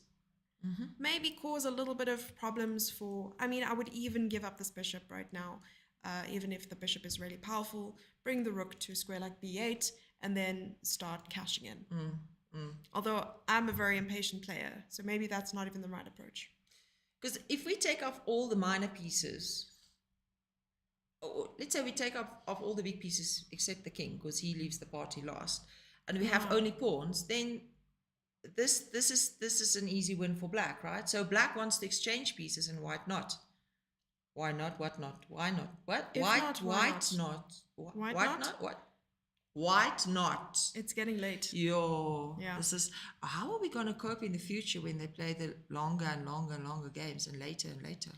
That's true. Coffee, But coffee. luckily, tomorrow is not a double round. Oh yeah. So we can't, I can sleep in. I don't know about you. No, I'm presenting the course at 9. At 9 o'clock. Yes. Good luck, have fun, and I wish you the best. I'll be there in spirit. I will send my good vibes through my dreams. And then who needs enemies when you have friends like this? Exactly. I mean, When Anzal is already ready to go, I'm like... Alrighty. So Queen c6. Yes. His intentions are clear. Yes. he would not be a very good poker player. No, I don't not at think. all. Yeah. And after, d5 is interesting. You see, here you have to be very careful. The timing is important. When do you break, when not? This is, okay. That's the tricky thing. And it's one of the things I said on one of my biggest weaknesses. When do you push in the center? Yeah. And when do you exchange in the center? So what were the options? Let's take that move back, and then we think about 3 candidate moves. I'm not good enough to be in the candidates. Yeah. All right. One of the things that I would look at is trying to put as many pawns in the center as possible, excuse me. Like e4. But trying to make this work, it would mean you've moved your rook from f1 to e1 to c1 to e1. And you don't want that because you'd have to back up this pawn, right? That rook needs overtime then. It needs overtime. It probably needs a new pair of shoes because he's walked through his souls. These Another- boots are made for walking. Yes, and that's just what they'll do. You know, I almost suggested moving the knight. And then I thought again, and I was like, the guy who I thought would be a really bad poker player is instantly showing all his cards, and guess what? He's won. You White- saw the mate on G2. You saw that? I know, I'm a grandmaster. It's crazy. Jesse, well done. Yeah, like in the interview that we will release tomorrow, I am also one of the 2,700 resident GMs. Oh, that's South Africa. yes, that's a fun Yes, one. that's going to be- You'll love that. Yeah, I told Ansel that editing it, I've made my life very difficult because I attached a microphone to each one of them, and they were sitting really close to each other. So The twins. Yeah, now when they speak, it sounds like double. It's crazy. All right. Aye. So you mention a candidate move, then I'll mention a candidate move, and then you'll mention another one. It's 2 for you, 1 for me. Okay. Yeah. So I go first. Yes, you go first. Look, I know we don't want to move the rook again, but if we can get e4, I would like to play e4 at some stage, because then even if no, there's not enough to play e5, right? I'm thinking e4, but not now. Obviously not now, because there's 3 pieces attacking the square and 2 just defending it the square. But then the rook will have to go back to e1, which we might also not want. What do you see? Because I'm also thinking, if we can get, ideally, this is not my dream up position, right? like So if we dreams. get the pawn on c5, and we can get a knight plonked on d6, which is called a Steinitz knight. Steinitz knight. Oh. So like chirp, chirp, chirp. Yeah, but there's a chirp chirp on g2, so we For need now. to solve that. Ooh. But we can always look. There's not much at the moment going on h7 because of the h6 pawn defending where you're going g5. with this. So even if we maybe drop back the bishop to f1 at some stage, Do you think Black will capitalize on this and want to exchange? maybe, yeah, Maybe. but it is an option because we only have one knight. So if we want to get the knight to d6, we have to take it c4, that route. Yes, exactly. This is probably one of the only ways, right? Yeah. So the knight can make it there safely, but the king might not make it safely. So that's if I have to dream up a position, but that might not be the best plan. No, I like your dreams. Your dreams are not memes. Your dreams are supreme. I'm a rapper. But now. d5 is an interesting option. 91 is another way to go, says chat. I was also looking at knight h4 if you really want to move it, but why move the knight away from that square for now? I was also looking at ways to play knight e5, so maybe bishop here, knight e5, but once again, you don't really want to trade. So maybe what's worth also looking at is ways to either try to combat this, create some weaknesses in Black's territory, though it looks very solid for Black right now. And another thing you could do, if you cannot improve your own pieces, is to stop your opponent from improving their pieces. Yes. So something like knight b6 might be in the midst, and that's why I really liked your move c5. Even if we can't get the knight to the square immediately, at least we have c5 waiting for us. And But we must always remember when we push a pawn, we're giving up squares. So if we play c5, then we're giving up the d5 square, which is again going to make a problem for us But they're because blocking that the diagonal, I suppose. Yes, on one hand, this knight would be very, very strong on d5. But it's not threatening anything. It's not going anywhere. And it's blocking the diagonal for mate. got it. Yeah. And we can get our e4 in, which would be really nice. Okay. Right. So they, but I think Chakrun moved d5. Yeah. Okay, so that's what played. That was played and takes. I don't really know what the plan was. This is the only thing I saw with knight d4. And after queen c8, now we're looking at this possibility, which is quite nice. Or the other way around. Oh, it's his move as well. So this is the position that we currently have. And he's somehow up on time, not at all worrying about the queen side. He says, I've put a stop to it. You can't move anything right now. He's proven to find his resources despite having to worry about what an endgame may look like for him.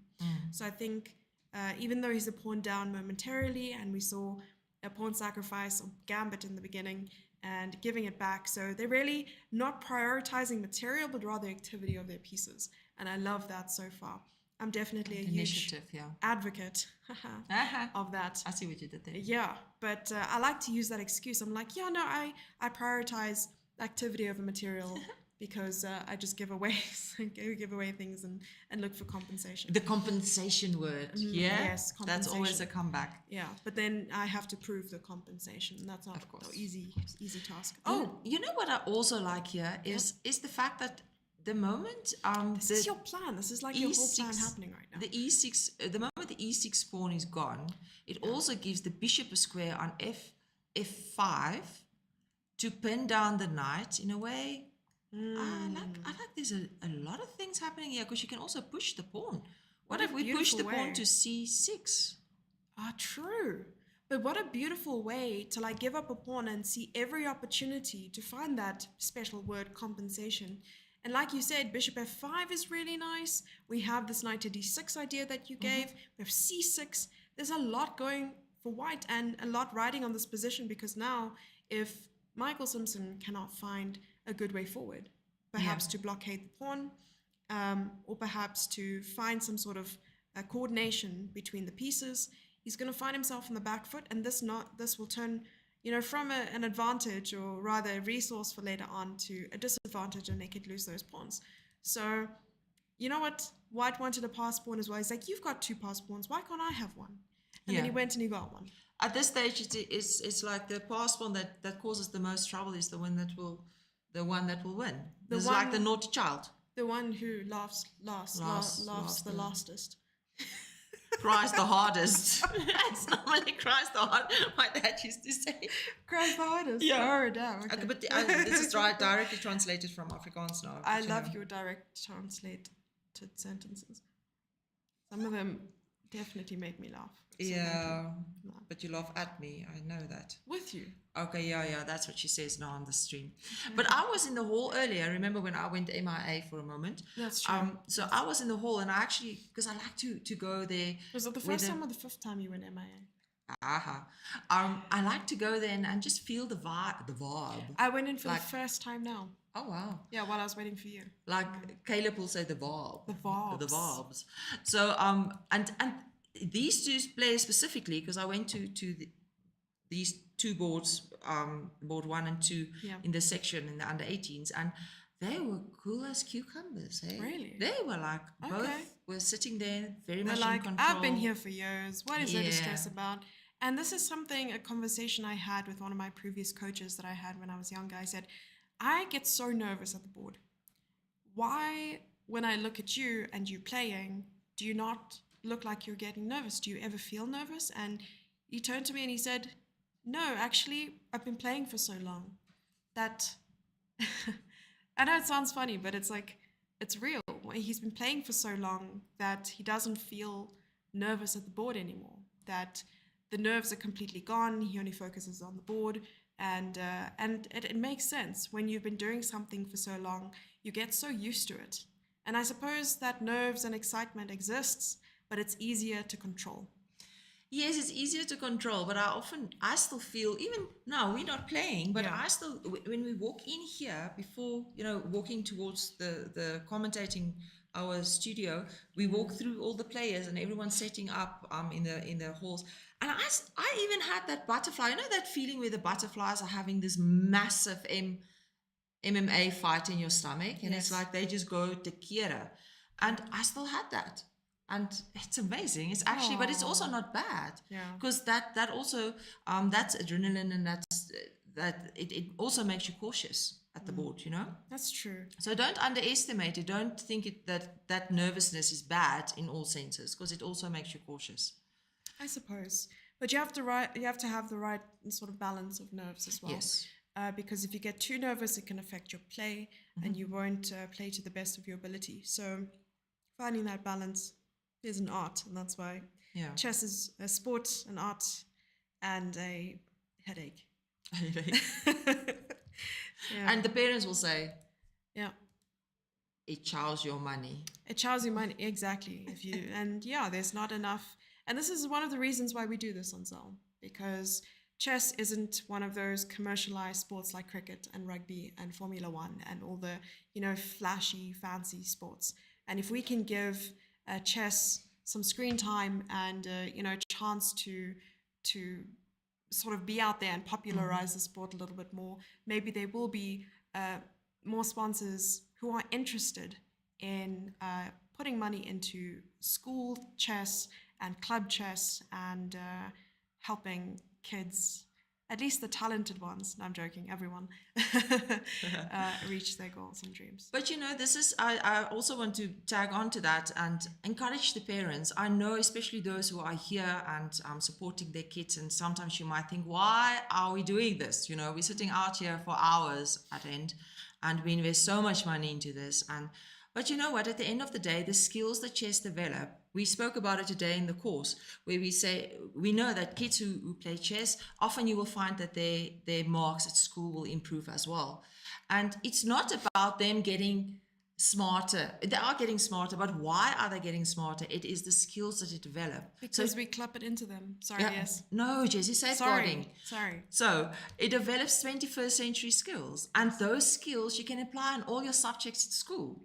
So this is why this is amazing. And for me, for instance, chess paid for all my law degrees, because I had scholarships at university, and at that moment I thought, oh well, it's about the money. But now that I'm older, I realized that it was actually the skills that it taught me then, because every year you had to renew your scholarship, and every year you had to work hard to stay in the national team and pass your subjects. So the work ethic that it teaches you, just amazing. I agree. I definitely agree with that. So you are okay, all right? Even though the bank balance might maybe say no, but you are investing in your children. So well done for you as well.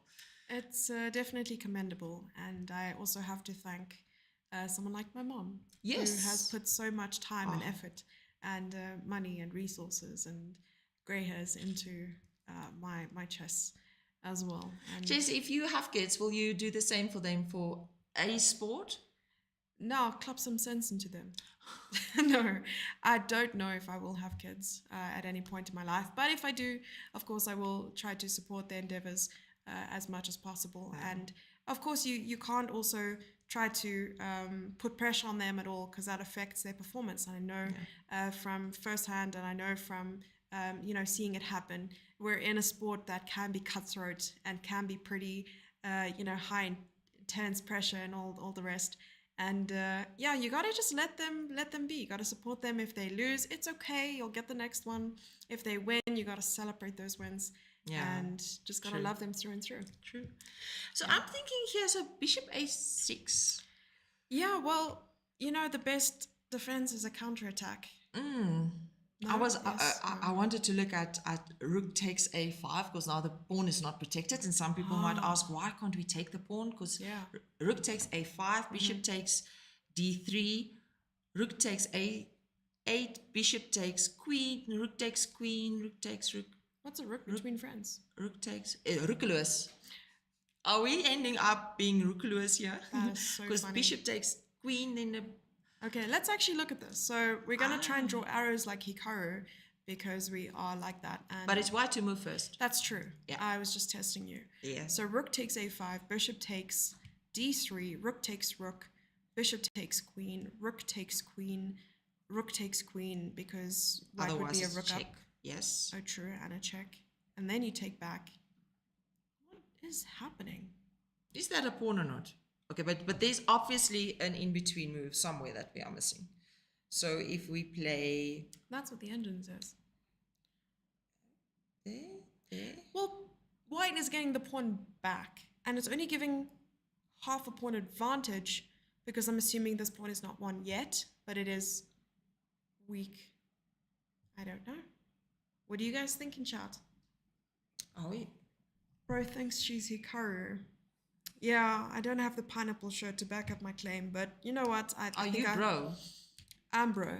Are you Yes, bro? I'm bro in this case. I'm struggling with this language now. Yeah. Bro. Okay. Right. So bishop. Did you know that the modern day Romeo and Juliet is called Bromeo and Homiet? We don't go there now. Jesse. Sorry. All right, let's play it out so that everyone can see. So bishop takes, rook takes. It looks kind of nice. I do, in fact, think that there's an intermezzo somewhere. But I'm at a loss, unfortunately. Do you think... Queen takes, pawn. yeah. And So there is then- this or there's this. So... Oh, sorry, the other way. No, this way. Okay. Let's say this happens. Sorry. Oh wait, I see. Actually, I think they get the c pawn back eventually. If they continue with this, yeah, rook takes, then no, rook takes c, then rook takes, then I think you just get the c5 pawn back. Black takes Oh, the c5 wait. pawn. So that's the wrong move. What? Taking with the rook is wrong. You're supposed to take with the knight. What happens And if you the take with the reason- rook? Oh, The reason is because you lose the pawn, I think, and you don't get a pawn back. So if rook takes, you take with like yes. this, and then like this. This is a lot of calculation. It Now, in this is. position, I would like to play white It's like rather, 6 or moves, do you want to 7 play black? moves. Let's see. So they obviously, when black played bishop a3, a6, they had to calculate at least up to here. That's true. Yes. And someone actually asked me this question: how many moves ahead do you see? And I said it really depends on the position. Yeah. Sometimes it's obvious, you just recapture, but sometimes you have to sit and think for a bit. And I'm no like Gary Kasparov in their like my great predecessors, and he goes like 50 million moves deep. But if it requires it, maybe 7 moves like this. But you would really have to sit and think because I get distracted, forget the line, have to do it again. Yeah. But And yeah, sometimes you forget that you're actually playing it chess and not happened. Monopoly. It Oh, it happened! happened! Ah! Yeah. Yeah, nice. Okay. It feels good to actually. It feels good But to see let's the see things what that happen. happens. Yeah, exactly. So just keeping up with chat. If you guys are here and you are alive, just put a little emoji or emote in chat and say hello, just so that we know that you are watching. And thank you so much. We are getting some compliments in chat there. Hello, girls, doing a fab. That's Kizani. That's Mason's mom, yeah? Ah, Yeah. that's awesome. Hi, I Kizani. love that. Okay. Ooh, Right. bishop takes d3, gets Oh. an exclamation mark. Oh. Although chess.com does give out exclamation marks now. So all this is happening now? For very little. I'm so happy that we saw all this. I know. feel so chuffed with myself. We are grandmasters. We are 2100 level players. Oh, yeah. Yeah, feels And good. this is without the engine. No engine. We don't have an engine. We only have an evaluation have bar. a- I mean, we have a brain. Engine. We have an engine in our brain. Mine might need an update now and then the software outdated, but Yeah, we have to put it on charge tonight. I mean, if you know my last few tournaments, I think if the arbiters ever had to catch me in fair play saying that I was cheating using a device, they will probably advise me to update my software because it's outdated, Macy. Yeah, she's cheating wrong. So rook takes, and that was played in an instant. Yeah. It doesn't even, okay, it doesn't show us any time because it took 15 seconds Yeah, quick. for YL to play. I hope I'm saying his name correctly. Let's just call him Chakron. Chakron. Chakron. We're on Took, first name basis with the youngsters. Oh no, that's his surname. I thought so too. Simpson. But it's Michael. okay. The Northern African players, we call them by their surname because it's a sign of respect. But because yeah. our homeos and bromiettes are down here, we can just call them by their first name. They used to call me, especially in Africa. So, like, Yellow. No, Anzal, not No. Anzal, but Anzi or Anzi. Angel. I like the Angel one. Angel is good. Yeah. Or Lobsha. Yeah. Lobsha. Lobsha. Lobster. Okay, so the rook took My nickname was Febby. Febby. I think I should change, just for the next few days, change my surname to January. So I'll be Anzal January, you can be Jessie February, and we march together. I like that a lot. How's that? You know, the first time you made that joke, I think it was really early in the morning. It was And 2 I- days ago. It was yesterday, actually. We were at the Yeah. airport day before Oh, yesterday. true. And I wasn't, I wasn't caffeinated enough to appreciate that joke. And now that I am, I can safely say that I appreciate it a lot. That I will do something like that for you. But Jessie, can I ask you a question? Now I know how you feel. Yes. Yeah. Do you have an uncle in the furniture business? Joshua Dog. Okay, that's a little inside joke that Ricardo and Andre will catch up on after dinner last night. Yeah, So Jessie might. We need to tell Jenny about this as well. We do need to tell my mom about the inside joke so that she can be inside the joke as well. That she might have family in the furniture business. Joshua Dog. Anyone wants a new couch? Yeah. And All right. these very comfortable chairs. Are You know they what I want to do for tomorrow? No. I want to grab the chairs from the conference room that are like Oh, super those comfortable. nice ones that Yeah. looks like we can play games. Like you would have a white cat on your lap and make like a 180 rotation and be like, I've been waiting for you.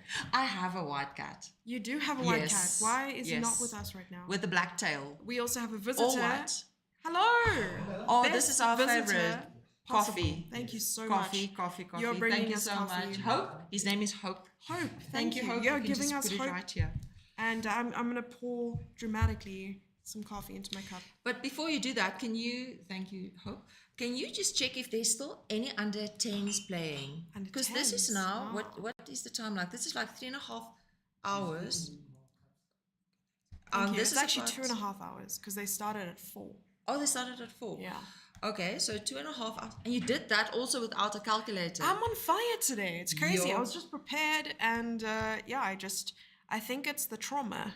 In all honesty, I think it's the trauma of being made fun of for not having an abacus, and now I can just show you all the games on command. Oh, there's Tracy Null. She says you are her coach at school. Oh my gosh, that's How cool is amazing! that? Oh, I love that. I love that. Hi Tracy, good to see you. And we have someone else saying hello, fam. Hello, fam. Who's that? Yeah. What is fam? Fam is just like homie, home/bromeo. Yeah. So like, it's family in the new in the new terms. in the it's new, like post. Is it like post lockdown family? Guys, I'm struggling with all. You have to educate me with this new bro. You're a girl, I am, but but you you see, bro now. that's the thing. It's a sign of respect. They don't see gender. They Okay, I see. understand. They just see me, and then they understand that I'm a person. Who, So you have to be a guy to be a person. Well, no, but if I say, "Hey guys," it doesn't necessarily mean I'm only addressing men. Oh, I make that mistake a lot, and I Yeah. actually had to change some ways, especially when I lecture at university. And I say, "Okay, guys, do you understand this?" And the other day, one of the girls said, "Ma'am, you know that we actually have women in this class as well." And I was like, "Oh, sorry, oopsie." Yeah, it's very like all of you. Okay, so next time I address people, it'd be ladies, gentlemen. What's the opposite People. of bro? Sis. Yeah, no. But what if Hey so sis. No, if you no, it tell doesn't if you sound the same. if you I tell don't a know. guy if because I told Ricardo to let Caleb and Tyler know when they're done that they must come join us here maybe. So if they walk in here and I say, "Hey sis," do you think they're gonna like that? Or is that No, not appropriate? But I think that the standard, like the default, is if you say, "Yo, bro," you're not. Man, it's just. Okay, I don't. It's a- Okay, it's a someone public can holiday. write. I think someone needs to Yeah. write me a thesis and explain this to me because I I'm will trying to happily understand. do that. I'm better at writing things down because I get to think instead of spewing nonsense constantly. Okay, good. So there's Jerome. Yeah. Mwangli, sorry. He's from Kenya. Oh, you have learners playing here. Good. Amazing. Let us know which age group and who they are, especially if they're on the electronic boards. We can switch to the board for you. Yeah. We would love to see their games. Thank you so much for joining us earlier, Nightwolf. It was a pleasure to see you and your dad, and we're glad that you made it home safely. Yeah, we're good very job. close to discussing politics. We'll move away from the politics, don't No, worry. we're not. We're not. Yeah. Okay, so these are under 10 players still playing. This is Fadi, Heaven Fadi, and Agusionu. I'll tell you now who they are and where they're from. Okay. These are the under 10s, and they are the under 10 girls. Oh, And the this under 10 is- girls? Yep. And they Under are 10 girls playing- with 1630 ratings. I know, that's very wow. impressive. Good job. So far we have multiple players, 10 players on 2 out of 2. And on the first board, there is Zita from Nigeria playing against Heaven Fadi from Egypt. And from afar, that kind of looks like the German flag, but it is the Egyptian flag. It's the Egyptian flag. Oh, so that's against a Nigerian player. Okay. You know, Nigeria also puts in a lot of time and resources into their junior players. Yeah. There's a big match between, is it Deborah? Tunde and Deborah? Yes. It's they make a hype of it. I travel to Nigeria quite often, and I love the way they love to celebrate. You know, they can celebrate everything. I was there once for my birthday, on my birthday last year. Okay. And when you turned 28. when I turned 28 for the 17th time or something, but anyway. So and they had this massive banner and a nice. cake, I love and they that. sang for me, and it was just amazing. Can you They just take loved- me with next time? Oh, we are. Yeah. I will speak to them. I think that'll be amazing. if you behave. Oh. But it's like that. They have this, you know. Yeah. Lagos is the Hollywood of Africa. Oh, They I say. see. So you get there, and it's just this vibe. It's like Vibe. you don't hear anything, but it feels like this. Like you a know? whole vibe the entire time. Ah, it's just Okay. amazing. Yeah. Yes. Oh, so it wasn't your heartbeat in your head. No. It was just the And vibe. also not the voices this time. Okay, that's good. For I'm once, glad I you've could gotten rid of manage them that. for now. Yes. Yeah. Okay, so this is let's just see. Oh wow, and their time very close Crazy. on. This is a very matured game. Yeah, it right, is. so far. It's like a good wine. You don't even drink red wine. How That's can you true. say it's a good wine? I know. I don't drink red wine anymore. It just wine makes Also me not too less. fine. Yeah. Okay. Okay, so she played d4. Yes. Let's see. Okay, d4, c4. Okay, we have another little semi-sluff there. a6 is apparently not a good way to go, though it's very similar to what we saw in Michael Simpson's game. The idea is to take and to play b5 and to combat this a4 idea. But okay, and white decides to capture. Perhaps that's why a6 is not good, but still allowing for b5 later on to put the bishop on b7 and just put some more pressure on this e4 square. Yes. Eventually. All right, so knight c6, e3, bishop g4. Wow. To think that these are under 10 players. They are 7, 8, 9 years old and Under 10 playing like girls, this. right? Yeah, under 10 girls. And okay, knight to e5, trading. And look at that, no blunders in sight. Okay, but in this position, just go back one Yeah. move, please, or another one. So here, white has to decide whether they want to take that pawn with the bishop or the knight, and I don't know. Look, I know the idea with taking with the pawn is to chase the knight off f6. Okay. Okay. But if you don't have the light square bishop, then it becomes sometimes slightly difficult to have a nice attack. You know, you're missing that light square bishop to go for h7. You know, That's to true. put some pressure on there. Maybe the idea could also be to take with the pawn, play something like queen to g4 and allow for this idea, which would be quite nice. Though I don't think in any of the recent moves that they played after that, that idea was implemented. So yeah, I agree that there are pluses to this, but also you're blocking some of the squares the bishop could move to. Yeah. What would you do here? I don't know. I liked the imbalances, so I would probably consider the pawn take, but then I need to be able to follow it up by maybe something like e4. But then if you play e4, then they can push the pawn again. But then that pawn is going to be very lonely there. That's true. Very difficult to defend as well. Because I want to, but if they take, then exchange. I don't know, hey? Interesting. Maybe keep it, if you want to keep it safe, take with the bishop and, Yeah, keep it you safe. know, keep your pawn structure, keep it safe. Sure. Keep your pawn structure under control. Uh-huh. Oh, But this imbalance, because now you're causing imbalances, right? By I taking agree. with the pawn. Imbalances are definitely not balanced. Uh-huh. All right, so taking with the pawn, knight to d7, and rook to... I like this. Now that idea that you have to push the pawn could very well be played, because now the rook is also indirectly attacking the queen, and if the pawn were to take, I mean, there's a nice little pin there. Yeah. So let's see. b5, and let's see if we have e4. We have e4! Ah! And knight to b6 is frowned upon just because, like we mentioned, this indirect attack on the queen. But probably the idea is to, after takes, take with the back of the knight.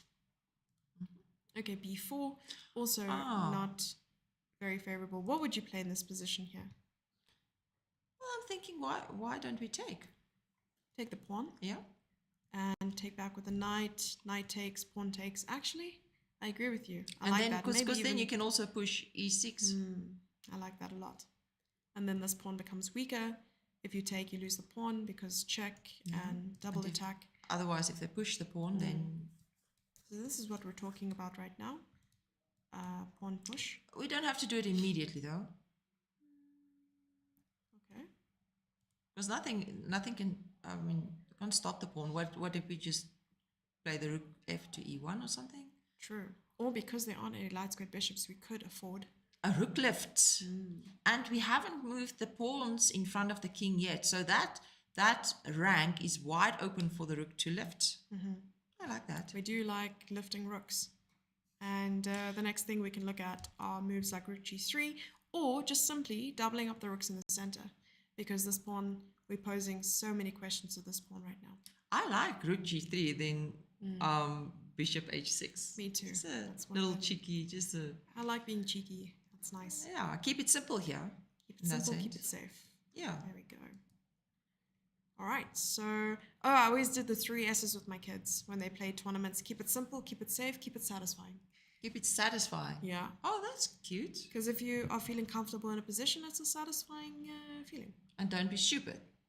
Oh no, we shouldn't That's be also using that word. an S. Yeah, So it's a maybe bad 4 word. S's. Keep it simple, keep it safe, keep it satisfying, don't be stupid. Okay, I like it. And clap them on the head. Jessie, Alrighty. no. This is why I don't have kids. All right, b4, rook to c8, attacking the knight, defending with the queen. Again, perhaps there was an opportunity there to bring the rook, because once again, least active piece. This is the only piece that's not doing anything. And when white brings in the rook, black can't exactly do the same quite as easily. Okay, so knight c4, and things are looking a little bit better than it was before for black, just because of this nice square. And I have so many questions. So white might. Oh, they can't even drop the bishop back to c1 even, because the pawn is hanging. Yeah, that's true. And So what do we this is do? very sneaky as What to well. do? What to do? What to do? What to do? Oh, wait. What's happening here? So the X usually means a missed win, or a miss. I want to know what was missed, other than me. What, is it white to move now? It is black to Who, move. where are we? What is So- this? Who are you? Why are you following me? What are we doing here? So queen d4 was a mistake, apparently. Oh, And we have to find out why it was a mistake. Why am I following you? I think I have an idea, which is usually a bad thing. what if the knight go? Isn't there something about knight b2 and then rook c4, something like that? Something shabadaba. This knight is not looking safe. And one of the first things I was then looking at is the rook is attacking the knight. how could we attack it again? Is there something simple like the knight can take on a3? What's happening? I think you're just right. I'm trying to complicate things when it could just very well be simple. Just haps it there. Just hups. Yeah, choop. Oh no, that's actually not the best. Maybe it is. The engine sometimes has mood swings. Yeah, knight takes a3 is the best. Because now the b4 pawn is also hanging because Exactly. the bishop can take it. Exactly, precisely. Not yet. I mean, but In the future. yeah, because when the knight is on a3, it leaves the c4 square for the rook, so the rook can jump to c4, and then the b4 pawn is. Yes, I agree with you. Then the b4 pawn was. Then b4. it was. That's that. Are you a philosopher? You may call me Freud. Okay. No, rather not. Oh goodness, I chose the wrong one. Yeah. I'll rather be Socrates or something. Yeah, there are several Okay. philosophers. Can we cut this out? I'm Aristotle and you Freud. Okay, got you. Oh yeah. Okay, so that was a miss. And instead of taking on a3, now the queen is in trouble and will have to move. So queen b6. There we have it. The rook left. The engine doesn't like it, but I don't really know what would the response be here. I like What are we rook missing? d3. I would have played rook d3 in this position, but I think the idea is the same. Take. You know the last word of Socrates. I drank what? Oh, oh, that's interesting. You guys are funny. The question earlier was, do you have a relative in the furniture business? They're thinking about it, but they aren't so far. Oh, this is fun. Go for it. They're thinking Maybe about a it, but they aren't so far. discussion. Oh, you guys are really funny. Oh, this is fun. Okay. Oh my gosh, what is your take on the tournament so far? Which one? Where now? Oh, this is just a general question, not part of the furniture We are business. at a tournament? We are. Oh. So this is the African Youth Chess Championship. Oh, maybe we should tell them again. And we are in Gauteng. It's technically Ekurhuleni. And somehow, nowhere written anywhere does it say we're in Johannesburg. But I think we're in Johannesburg. I think, given the weather. So We are not in Cape Town. That I know. We're not in Cape Town. Yeah. That's usually, when someone tells me there's 500 participants in this tournament, I'll be like, there are at least 100 people here. At least 100 least. people. Good job, Jessie. Thank you. Okay. So it's one of those situations. And In fact, there are 480 players, yes, 16 countries, 16. and 12 titles up for grabs. I feel like you did your homework. And I did. I'm proud of you. And I've repeated these words quite a few times. Did so we I check can't- with the chief arbiter about No, we this actual haven't. title? And this is my Okay. bad. That This is your my bad. homework. I'll You do had that for one tomorrow. job. One I job. had one job. Yeah. Okay, so the rook Alright. goes to d3. Yes. That should be interesting. That's the 'cause thing. now I don't see wants to- anything that. Well, then again, I'm not as strong as these players. G6. Of course, we don't want to this move is pawns. no. You see, this is the thing. Yeah, don't move pawns until You have at least reached the age of 12. like that. Yeah. Yeah. No, but don't move pawns on the side that you're weakest. And this is one of those things where if you cut the board in half, see how many pieces you have left to defend the king. And that's just a quick way for me to say, and it's probably not even 100% scientifically proven, and you'll probably not be able to take it to the labs and to your grave. But this definitely seems like a good way to go. 1, 2, 3 pieces for white to attack the king, 1, 2 to defend the king. So, But also, you know what? In this position, I would actually even, if you have to exchange a rook for the bishop on e7, just to keep the dark squares and to get control of the dark squares, because the bishop is the only one that can help the dark squares around the king now. So you might not want to rush bishop h6, because then the rook moves away and the bishop drops back to f8, make a valid protecting. point. So maybe, okay, but the knight is hanging on c3 if we play rook d7, because I'm even thinking, rook d7, maybe even sacrifice. I I really just want to play this move. You just went, yeah. I just Yeah, want to well, go that's for simple. it. You're right. You're right. And play it. You're right. You're right. That is a simple way to do it, and it's the best. Yeah, I know. It's simply the best. Simply the Tina. Dun, dun, dun, dun. Better than all. No? Okay. Alrighty. It's a turner. Rook So to they D7. do. Rook Exactly D7. what you were thinking To get about there. rid of the. And- Now the question is, will you sacrifice this rook for that bishop? You just love sacrificing, don't you? Maybe. Apparently, I do. Though I see what you're doing. Yeah. I see where you're going, and I see your destination, and I will meet you there. Yeah. You have your live location on. I'll leave my live location on. But you know what's also nice about doing that story with the bishop? If you move your queen and the knight jumps to e4, then that f6 square becomes a real nice square A doozy. with the knight. Now, Because then I if want to your turn on queen- the engine and I will see it. You want to see this? I want to know. Or are you lazy to think? I am lazy to think, but actually, that's one of the potential moves that White can play. It But not doesn't the say best. it doesn't give you an advantage, but it's not a disadvantage. So perhaps if you're able to follow up with it, perhaps it's not a bad idea. So maybe you could start with Bishop H6, and when the rook moves, you sacrifice and go Queen here. Though I don't know how quickly you can come around and win. Because what Black must also remember the whole time is the moment the rook leaves the back rank for any reason, there's a queen a8 move that might, there's no danger at the moment, but if the bishop is on h6, the g7 square is occupied or covered. I see what you're doing. It's encouraging to see how well and more rated girls there are in the tournament.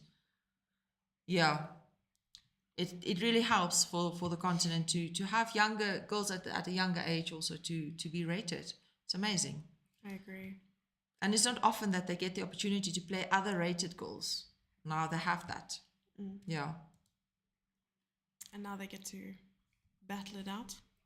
And this is definitely better for White, yeah? Yeah, I somehow want to experience that aura once again and just step foot into the hall and feel that energy. She's lying. I do. I'm telling you now, she wants to pour herself a coffee.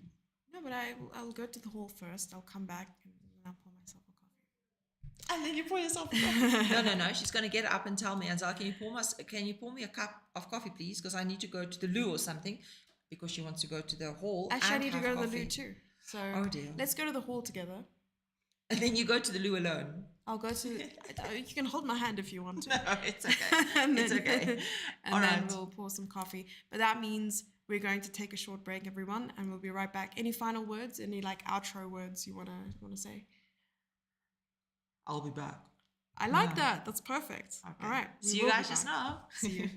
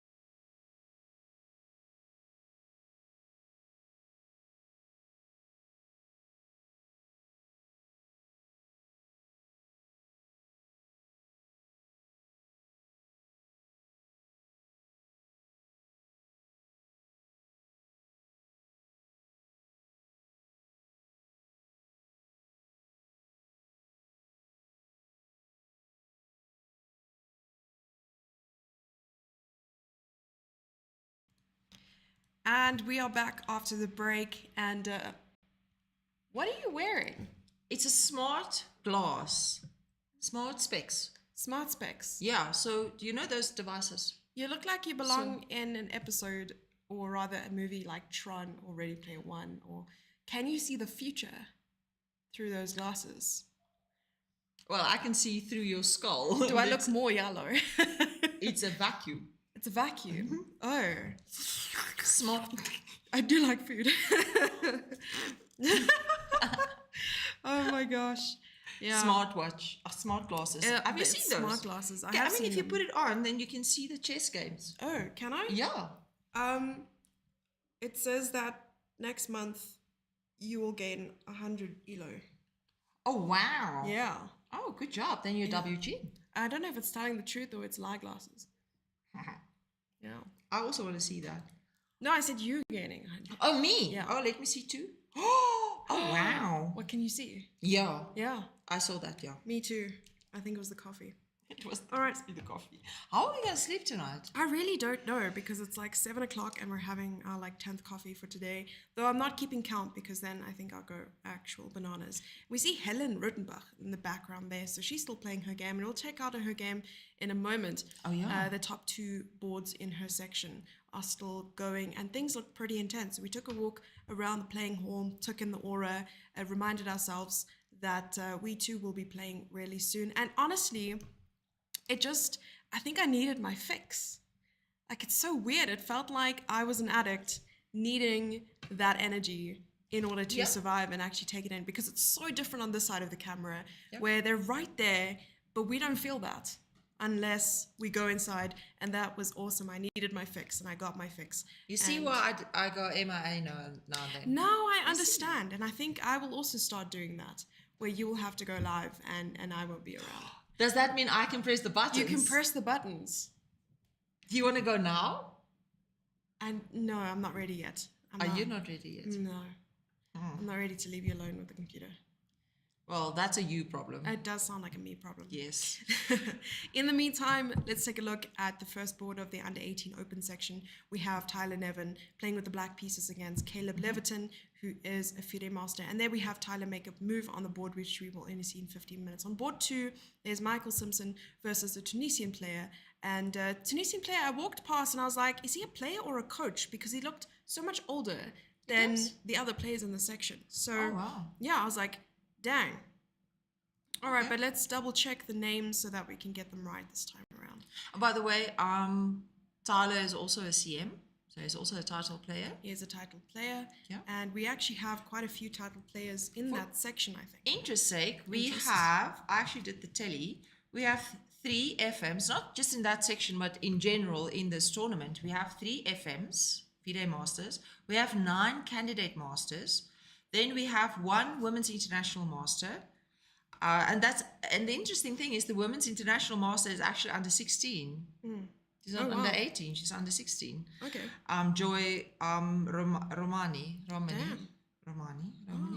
Egypt. Romani creams, like the chocolate. Yeah, now I want The those. biscuits. Yeah, me too. Ooh, those are the best, eh? And you just yummy. dip it in a glass of gin. A glass of gin.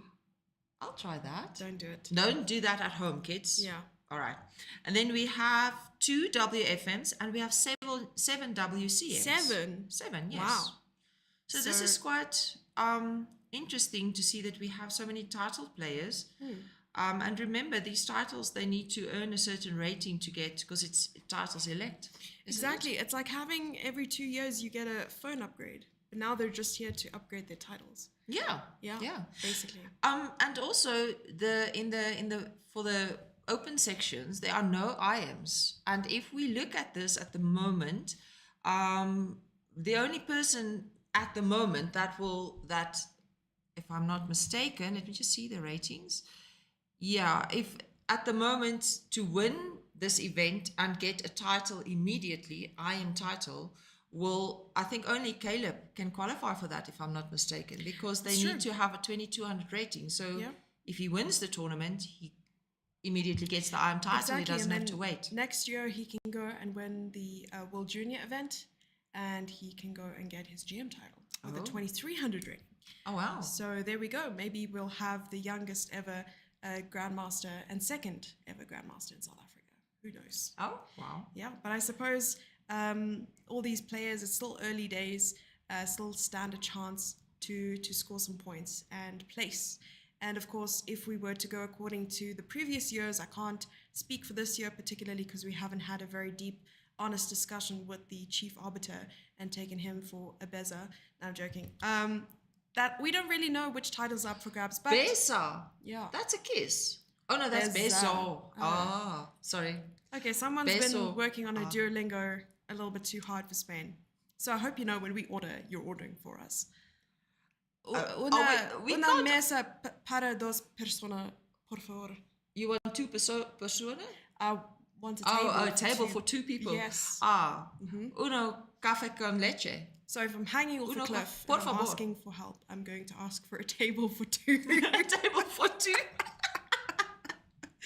If you have to do no. that in Spanish, You'll be like, you'll ask para dos persona.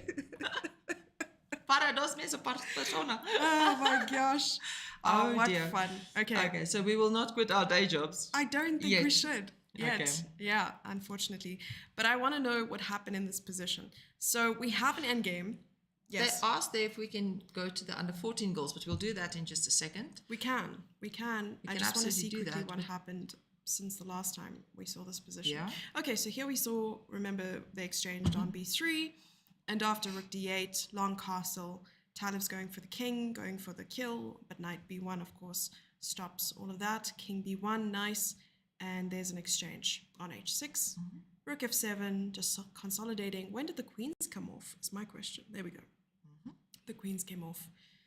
And apparently it wasn't a good thing. Jess, remember earlier we saw that the engine showed us that the black bishop should have taken the bishop on h6. And we were like, this is just going against everything we talk about. It wasn't a kingside human attack. response. But Tyler found that eventually. He did that, you know. So well done, Tyler, for finding that over the board, you know. We have to commend him. Because it's actually going against all principles in that position in general. Yeah, if the exchange improves your opponent's position, you don't do it.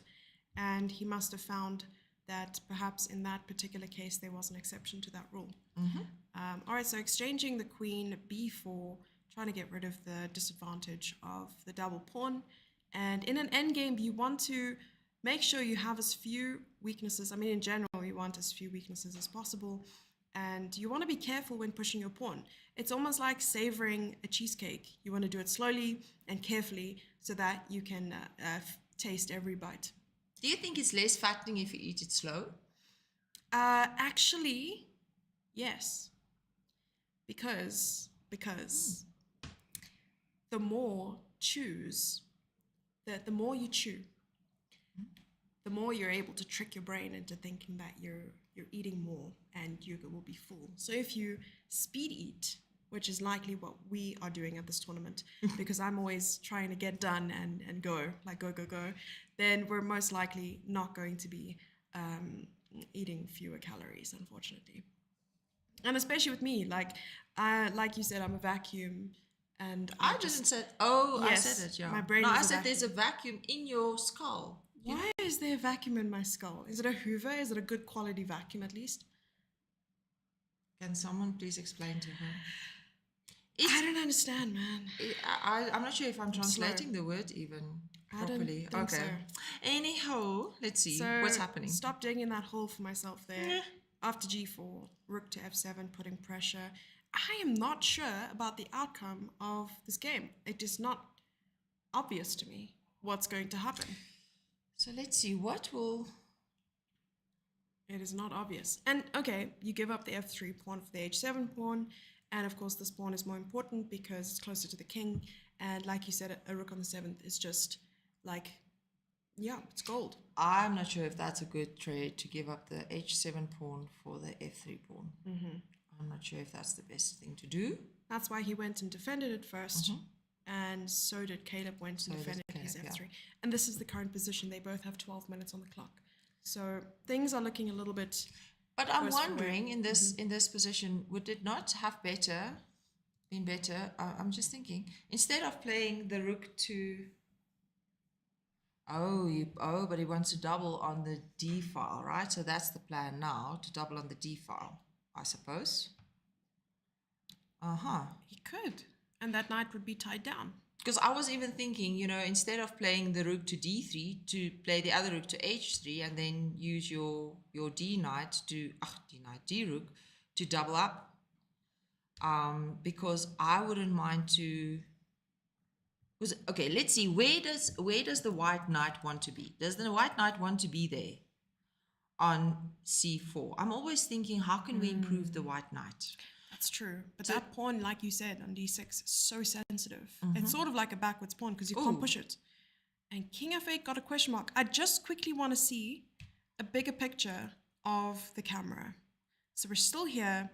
I just want to see, people can still hear us as well. So we can talk over this view of the camera, live camera right now. Oh, we can see the boys. Yes, we can. Yes. And we can also see that board 2 just finished. Oh, so there's Michael a result. Simpson, and the Tunisian player, Wahed. Do you see how aspres the arbiters are? What do you mean? Ricardo, they don't put the kings in the center, so we don't know who won. That's so... Can you mean. believe it? We'll That's get him rude. back tonight. Don't worry. We will ambush him in the restaurant and we'll just tell him what the heck were you thinking. But in all honesty, it just adds a little bit of sprinkle and spice. Maybe you guys can let us know in chat what you saw, because we were looking at the chessboard. Yeah, we weren't didn't looking look- at the camera. We weren't looking there. So perhaps we can try to decipher as to why King of 8 got a question mark. Oh, you think they draw? They drew. Okay, we'll double check that later on. So King of 8, I am wondering if the plan of King of 8 is to release the knight of this duty that he has here on e8 and play King e7, with the idea of not having to play Rook d7 to defend the pawn, but like you said, a king is worth 4 points in the endgame. Rather have the king do the dirty work than the rook. And then this rook can maybe come around. Yeah, but I'm also worried about the rook on e6, because that rook is nothing more than a pawn, actually. Not even a pawn. It's a glorified He's just protecting. bishop. It's a glorified ornament. So an overqualified bishop. Exactly. Like he will not get a job because he's overqualified for it. Probably. Yes. Okay, so yeah. So the question was, what do we do with that knight? You were right. Wow. You were right. And I don't say that often. I'm joking. I love you too, Ansel. All right. Yeah. Now. Just quickly want to see what the position was the last time we saw this. Ah. Maybe it wasn't a draw. Maybe I think it's this is better Maybelline. for what? No, wait. Maybe it's Maybelline. Yeah. I think white. I don't know. Oi, but if that, whose move is it now? Black. Okay.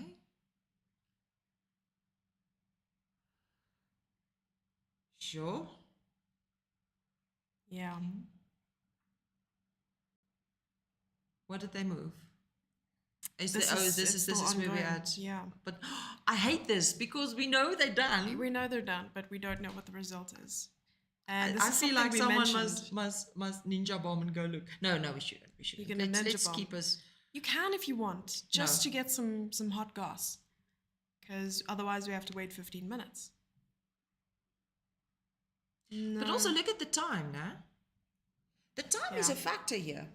It's yeah, and if deal Black is a pawn down. It's got initiative. Because, I mean, if the black king can get to g3, but will that happen? you probably have to play King h2. Yeah.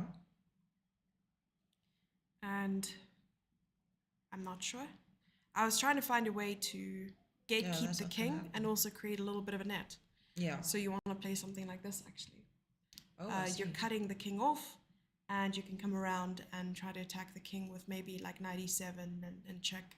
But again, black also has to move, and it's going to be difficult. Also has to move, Okay, yeah. so king Okay, h2 so the got king a goes to h2. nice little exclam over there, but still 55 seconds for Michael Simpson. Is he going to be okay on I time? have a feeling maybe Black blundered You think so? in time. I don't know. Hmm. I hope not. I don't wish that on him, but if I look at the time and I look at the position, and Black might be pushing here, because I mean Black, it's difficult. This is not an easy position for Black. No, it's not. Um, I suppose you'd want to play some natural moves, right? mhm. But then, what is natural in a position like this? You can't really. You'd have to bring your. Oh. But now maybe rook c5. Yes. Or even just defend the knight. In this position, White does not have to play anything fancy because they don't have to play anything fancy because they've got the time on the clock, they've got the pawn extra. So if they can just make simple moves, and now if White plays e4 in this position, Black has to think of a better move, or something to move. Yeah.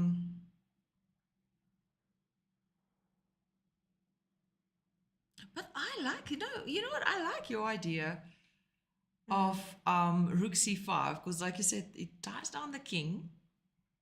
I can't find a checkmate though. That's the only problem. Like, I'm trying to find a way to check the king, but the only squares that check the king with the knight is this one and this one. Otherwise, you will have to avail this square. And how to get to this square, you need 4 moves probably. Like 1, I don't even know. Okay, but Oh, wait. What We did you can say? try. Because remember, if the rook's here and the knight's not here, that rook is tied down to this rank. Because we have a checkmate. So we could always use that to our advantage and play something like knight here. We can do stuff. Oh, hello. We have a little guest. You won You your won? game. Do you want to come say hi to everyone? do you want to come say hi? Just come and wave. Mace. Come wave at the camera. Hi, my darling. Yeah, This is Mason. Yeah, introduce yourself there. Please introduce yourself. So I'm a 9-year-old that's insane at chess. That's all I need to say. Yes. Oh, good job. Let's go. And today you won your first FIDE rated opponent. You won now. I've won 2 against 2 feeder opponents. Okay, but this was the highest rated one, right? And what was his Congratulations. rating? Like somewhere like 1600 or something. Wow. Okay, that is almost incredible. Almost 1600. Yes. Almost. So yeah, 15, 17. Good job, my champ. Well done. Congratulations. We are so proud of you. So you're Good going to job. sleep tight tonight? And good one. Nice. We're very proud of Did you. you enjoy the game? Yeah. What was the best part about your game? Come tell us. When I blundered my queen. Was that the best part? I blundered my queen, but then managed to win the game after. How did you win the game after blundering your queen? I had a pawn on d7. And then you promoted? No, I never promoted. They stopped it with their queen. Uh-huh. They had nothing else to do. But then they forgot to notate all their moves. So they had to catch up on their own time. They had like a minute, so they lost. Oh, no. But that pawn was about to promote. Yeah. Because you had a rook that covered it as well. And then there was a pawn also. The pawn was defending the rook. Oh, good job. I see my you. cha- Well Very, done. very nice. Well done. Good job. Hey? That is a And whole strategy No, right there. no 18 birthday parties tonight, right? This is the dude who was partying, being at an 18th birthday party on Friday night or Saturday night before I the see. first Okay. round. Remember? So he thinks he's an 18-year-old. Yes. And he's 8 going on 18. He's okay. 9 that's- going on 18. That needs to be made into a movie, I think. A book and then a movie. There we go. Amazing. Technical knockout. Honestly, it's a whole strategy right there. But it's really nice to meet little Mason. I think that was our youngest on stream so far. Indeed. Or today, or this tournament, I suppose. Yeah, and we're back to this position. And h5 was the last move that was made by Michael Simpson with 35 seconds on the clock, which means he pressed his clock when he had 5 seconds left. Oh, I know that feeling. And there's no additional time after 40 moves, unfortunately. So these players basically have an hour and a half to start off and 30 seconds to live on for the rest of that. From what I could see, replaying the video, White played 93, and then Black immediately offered a handshake, which looked like resignation. Oh. So 93, okay, we can't From the make video, moves. they said, Yeah, okay, so probably. So 93 with the idea of probably playing something like, I actually don't know. what would the idea be? So 93. And, okay, attack the knight first. Waterfall mentioned the technical knockout. Yes, indeed. But also, we have to remember that, I assume that's referring to what Mason mentioned. And we have to remember that the clock is like an extra piece. I think the time difference on that clock was something like at one stage his opponent had 5 minutes and Mason had 50 odd minutes on the clock. so that it's almost like an extra piece, right? And this is a good example where that can be an extra piece.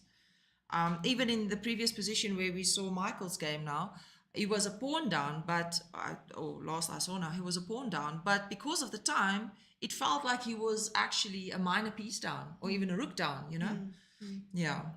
And in all honesty, thank you so much, Widgeon, for checking the VOD and seeing what happened, because we obviously missed that. What's a VOD? A video on demand. So it's the video that exists after the stream. So he went backwards and he checked the past and the VOD. Okay, bro. Right. You're learning all the good. I love that. And we're back to board one, where we're unsure about the result of this game. And we know that this camera is a little bit... No, board two. It's board one. No, we were uncertain about board two's result. Yes, Michael's I thought we sums. concluded that though. What? Oh, that he resigned? Oh, sorry. I should have probably updated. So he lost the knight. The last I didn't moves see were that. rook takes knight. You see, this is the time. The time. It is the time situation. If it was not for that, I'm sure Michael is not the kind of player that naturally make these kind of mistakes, No. under normal circumstances. Of course. Yeah. Time can make you do crazy things. And like I said, okay, can we go back to board one? Yes. I know you All right. want to. I can Not see at all. that. Not at all. I can see that. I think we should stay away from the camera. And then we have that hand hover. Oh, that fancy capture with the wrist swatch. Oh, it's a It's a if it I had a just sound made that up effect, it would be that. What did I say? Oh my gosh, it's getting late. Alrighty, so King G7 is the last move that we saw. So let me just check something here. So can white? What if white doubles the rooks here? If white doubles the rooks, let's take a look at the position. I think we shouldn't look at the camera. No, let's not look at the let's camera. not I look want at to the camera. see. We'll leave it to if- chat. Whose move is it now? Yeah. White's move. So if white doubles the rooks, If white doubles the rooks, maybe black will play rook D7. and there's no sack here or anything, yeah?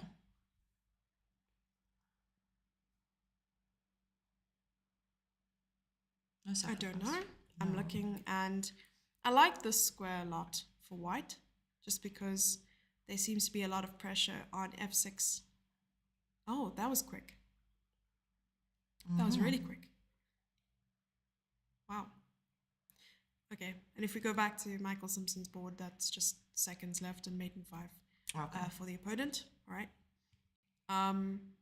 What I was looking at is if you go something like rook to D1, rook to D7, knight to B6, maybe Where do you want maybe to? rook B7. What do you want to do with the knight? I just want to put it here. I don't know why. It's not good, probably. Because I'm also thinking if the knight can go the other way around as well, E3. It could go this. I suppose maybe we could even put it. I just want to annoy black. I don't know what my plan is. In a position like this, I think the players have to decide, first of all, do we want to exchange pieces or not? Who wants to exchange pieces and who does not want to exchange pieces?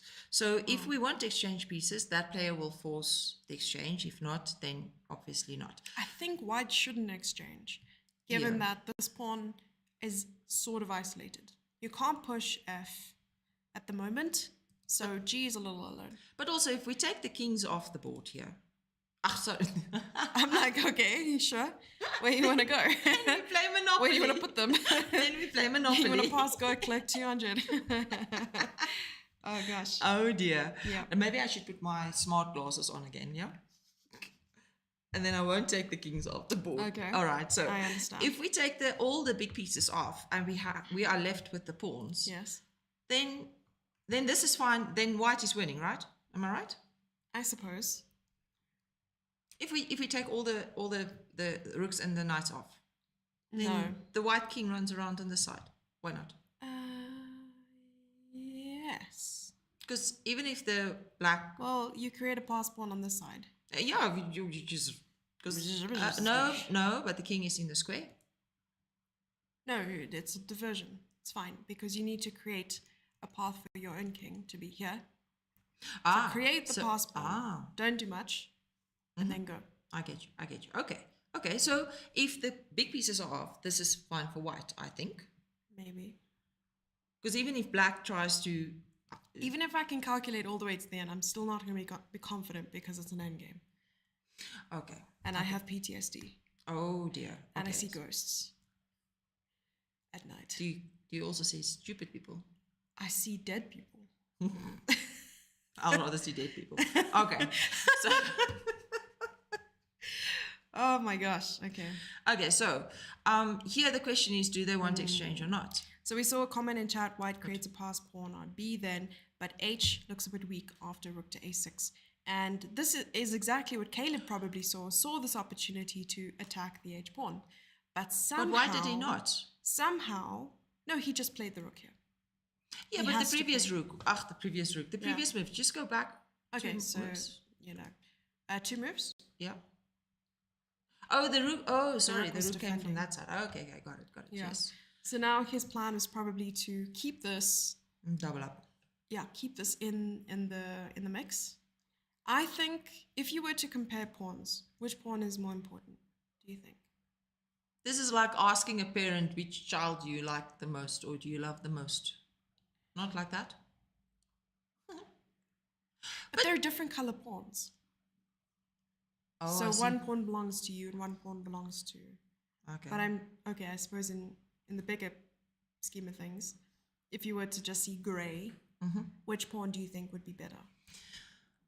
Well, what I'm thinking is that the D6 pawn is tying, at this moment, is tying down all black's big pieces. So that all the pieces are babysitting the D6 pawn.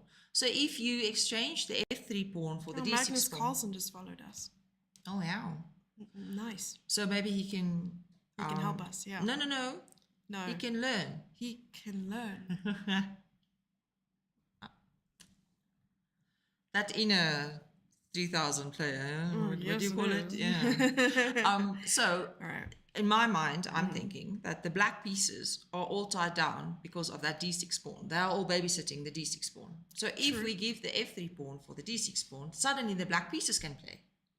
But then you have 2 more problems. Yes, but the pieces can play. Okay. Because white also has 2 problems then, because G5 and E4. I think the problems here are more immediate, but I see where you're going with it. What I'm saying is, what are you going to do after rook f7? For instance, if you play... Oh, no, never mind. I was thinking rook d1. Yeah, and then I know what you thought, because then if the rook goes to E6, you thought you double the rooks and you win the pawn, but we forgot that the one rook moved. Yes, maybe. And b4 to create that pass pawn and problems. Endgames are so tricky. So tricky. But Caleb is good in endgames. This is true, but I think experience comes into play here, and we'll definitely see the player who is more experienced might actually come out on top because they would better understand. I can't finish my sentence there, so you might have to help me out. I think it trailed off, and then my brain went to sleep, and now it's awake again. What did you say before that? I said... Sometimes I worry about you. I know, just, me just too. Like, I wonder what happens in my head sometimes. and then you expect me to answer that. I know, I really hope that you would help me there, like we finish each other's sandwiches. Okay, so he played the pawn. Yeah, pawn b4, and I don't even think he has to capture back. B4 when the rook was on E6. Let's just go back there. There's a question. Why not B4 when the rook was on E6? e6. So in this position, instead of this, so play b4 now, it says. Play b4. And yeah, I suppose now it makes sense because the rook isn't here to play rook b7 to pin the pawn. But I think in this position, if you were to go to the current position, it won't let me. Maybe rook b7 now.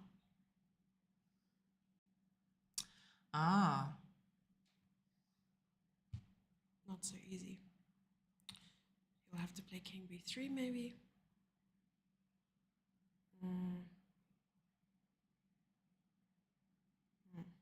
Okay, but wait, in this position, okay, so king b3, but also now in this position, I think the next move, white might threaten to double up the rooks. On which file? On the d file. Because now for black can't play the other rook to b6, and if he plays the rook to d7, then the knight can sacrifice on e5. I like that. That's something he has to keep in mind at The every whole turn. time doubling up. This is like managing doubling up on d6 and on h7. So this... I'm cheating a little. I'm looking at the position. Oh, What? I don't know. Oh, you're looking at the camera. I am. But they're Shall going we- quite fast now. I know. like Can that. we quickly Oh, see? I like that. I think it's important for us to look at this, maybe. Ooh. But the arbiters are going to shout at us because we're not supposed to have this. I know we're not. Shh, Okay, so tell them. don't do that. Jesse, I'm sorry. this is like get the bail money ready, I'm guys. sorry. Okay, I'm sorry. I'm sorry. I'm sorry. I'll just come back. Come back. See, maybe we shouldn't even have the whole camera like this. Okay, but now I want to see the camera. Oh, me too. Okay, show me the camera. Okay, let's do that. I won't tell if you don't tell. Ah! Wow. What happens there? I don't know. It's checkmate. Count the knights. Count the knight. Yeah, no, he's up a knight. I understand. But look at the position. It could just be check, check, check, check, check. And I think Caleb might be worried about... I want to go like this to make it big. We can make your dream come true. It's not going to look very We're good. going to get into trouble, but We I like are. this kind of trouble. I don't mind. Ooh la la. Okay, the rooks are doubled that way. You'd have to go check. But where's the... So I think... There's an extra knight, isn't it? Where's the yes, black knight? But remember, black is threatening perpetual check. Oh, I So see. Maybe rook a6 check, king moves, and then rook check with the other rook, like rook e7 check, king moves, and he's looking at after that what happens. Because the king Yeah, but will- remember, if the knight can get to... What is that square now? Is it d5? I can't... the watch. knight might have to sacrifice itself, Yeah, but and if then the you're knight not can really go sure. to d5, then it can cover the squares where the perpetual might be. Ah, I see. You see what I mean? I see what you mean, and I mean what you see. Yes, they say also knight d5 might be possible. Oh, okay. See. Okay, he goes check, and he must have been in time trouble there, realizing very quickly that he had to make a move fast. I think I would leave it like There this. we have Vicky Magoo, who's the Vice President 2 of Chess South Africa. He's the vice president. Yeah, we have 2. He's number 2. And then we have Anjuri, who's the vet, who's an arbiter. She's really good with the little ones, especially. She was in one of my preparation of teachers courses. Oh, and she actually love that. specializes in special needs, like ADHD and so on. Oh, that's Kids. amazing. Yeah, and using chess as a tool Yes. for them to cope with those special needs. Okay. We lost a Yeah. little bit of the Oh, there's a glare. frames. Yeah, it's just the quality of the cam, unfortunately. Oh, and he's going. Knight h7, maybe? Chop, chop. Yes, he takes. Because king g8, knight f6 again, check. And then if the king goes to h8, it's rook h7 checkmate. Very cute checkmate on the side of the board. Oh, wow. Yeah, so he goes knight f6 again, probably here. But he's thinking about it. He's not sure. He doesn't know whether to take the pawn on g6 with check. Because he has to play check on every single move. You know, Otherwise, next time we must put the camera on the other side so we can see the clock. I think so. You know, the people that set up these No, but cameras. listen here. Then you It's can't see the entire amateurs. hall. Come on. Let's see what's happening. I know this is very intense. We This don't is- actually get to see this all that often. Okay, knight went back to f6 because he knows. And Tyler gave him a bit of a look there, saying, "What are you going to do? You're going to play the You're going to play the knight back? But he can sacrifice here. Okay. I don't know. I just said it. I don't know if it's true. He might have to play something. Check this side. Oh, he can go check because rook takes and king takes. The other rook takes on that side. Yes, what a beautiful find. I didn't see that at all. And this is... I didn't see the rook here on a6 because of the white squares. And I forgot that the king was There's protecting. another rook. Yeah. Okay. And now I think he's just going to Yeah, tug at straws at I this think point. this is fine for white, eh? Yeah, and Caleb looks up at his opponent briefly and says, "Man, what are you doing? Are you going to resign soon?" No, but Tyler is a fighter. But we can't see the time. We can't see the time. And Tyler he's is going to in- fight. Tyler in time. Yeah, Okay, he's just gonna hups the pawns now. Check. probably Go knight for that pawn. 97 check, and we have a Oh, resignation. Well played, Congratulations. Tyler. This was That a was nice one. intense. That was So- so intense. I told the arbiter to send them out here when they're done to us. So maybe we can get them. I think that you should do the whole interview and talking to them so that they can discuss. Must I quickly go see if any of them are willing to speak to us? Yeah, you can. Let You me go can. check. Let's do it. We will Okay. be right back, everyone. Don't go anywhere, and hopefully we'll get the players.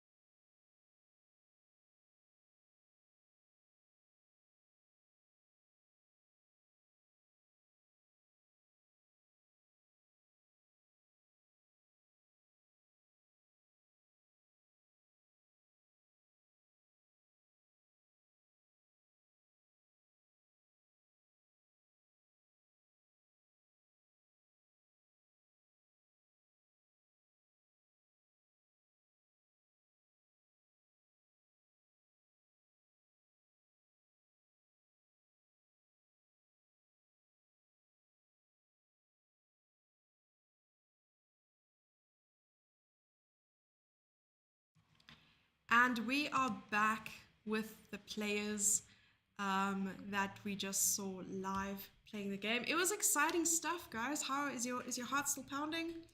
Yeah, I mean, it was close till the end. It was close till the end. Do you want to run us through the game? Tell us what you guys were thinking. I'm going to give you access to the mouse there. I'm so sorry, Ansel, that I know. It's good to know, like it's- move like 8 or something.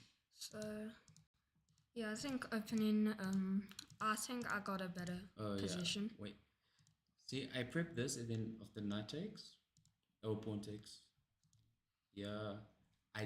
Is bishop b3 a move? Bishop e, this is Alteri. Okay, yeah. I think g6 is the best move. Mm. And you're supposed to play queen a5, or there's a line with queen b4. Oh. Okay. So queen c7 was obviously a mistake. What did you do after this again? I think you just, yeah. I wasn't really sure here. I just went for logical moves. But I thought I was so scared just castling into this.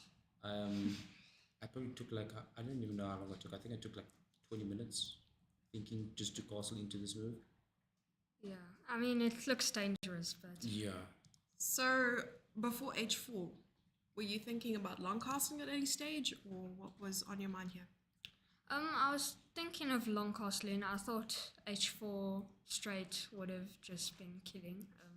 But I suppose maybe long castle, king b1, and then f3, h4, start an attack slower. Because here I think he got some counterplay. Yeah, I thought bishop e6 was the only way to, because I think I needed to trade that b3 bishop, because if like, let's say if you go like h5 and you take on the g6, man, it just becomes so sketchy if that white squared bishop is still on the board. So I thought, okay, I have to trade just because if I don't do anything, I'm dead, type of thing.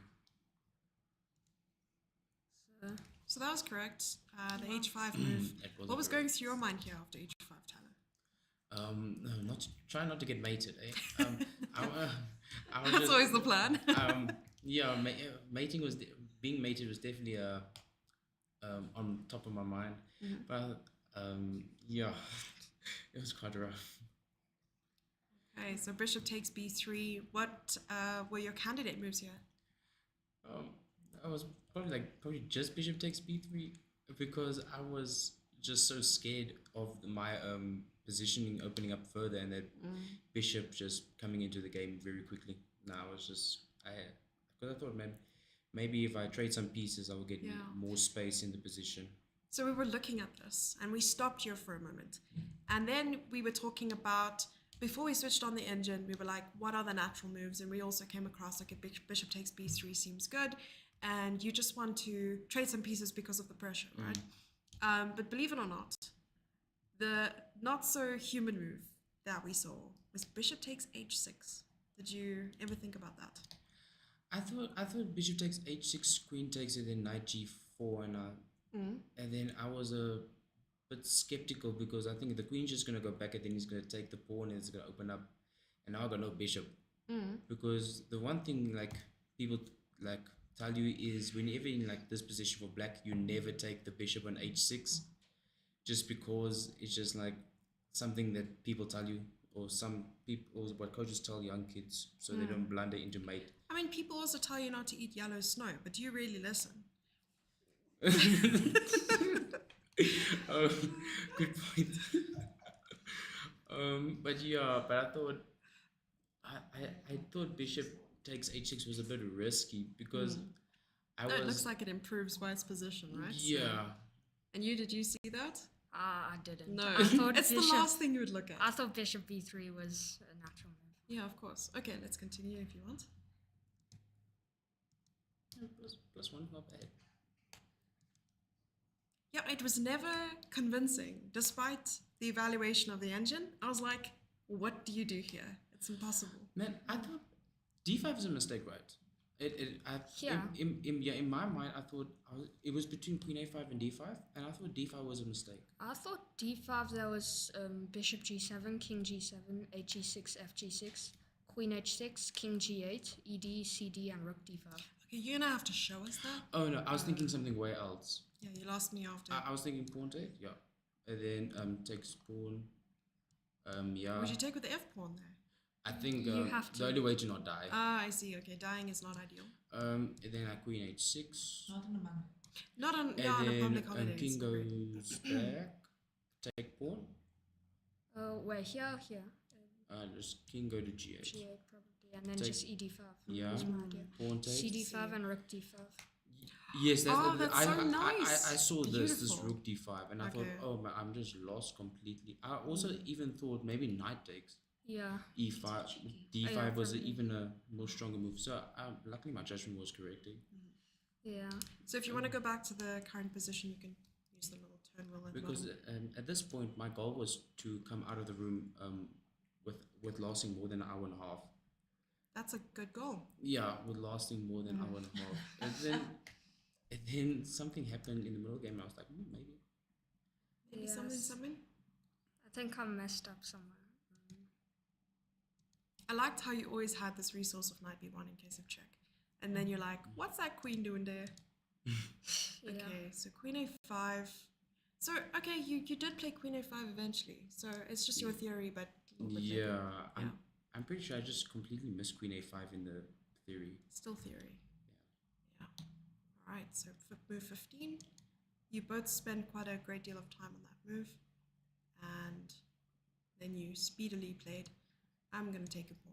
Yeah, Takes but back. I think you're trying to think is taking that pawn just losing, but it was just completely fine. I mean, my problem here was you always have the idea of something like, I'm not saying it works now, but bishop, if like king b1, I always thought there was something like bishop h6 and g5, and my queen could get trapped. Oh, Okay. true. I didn't see that. Okay. Yeah. Okay. Yeah, makes sense.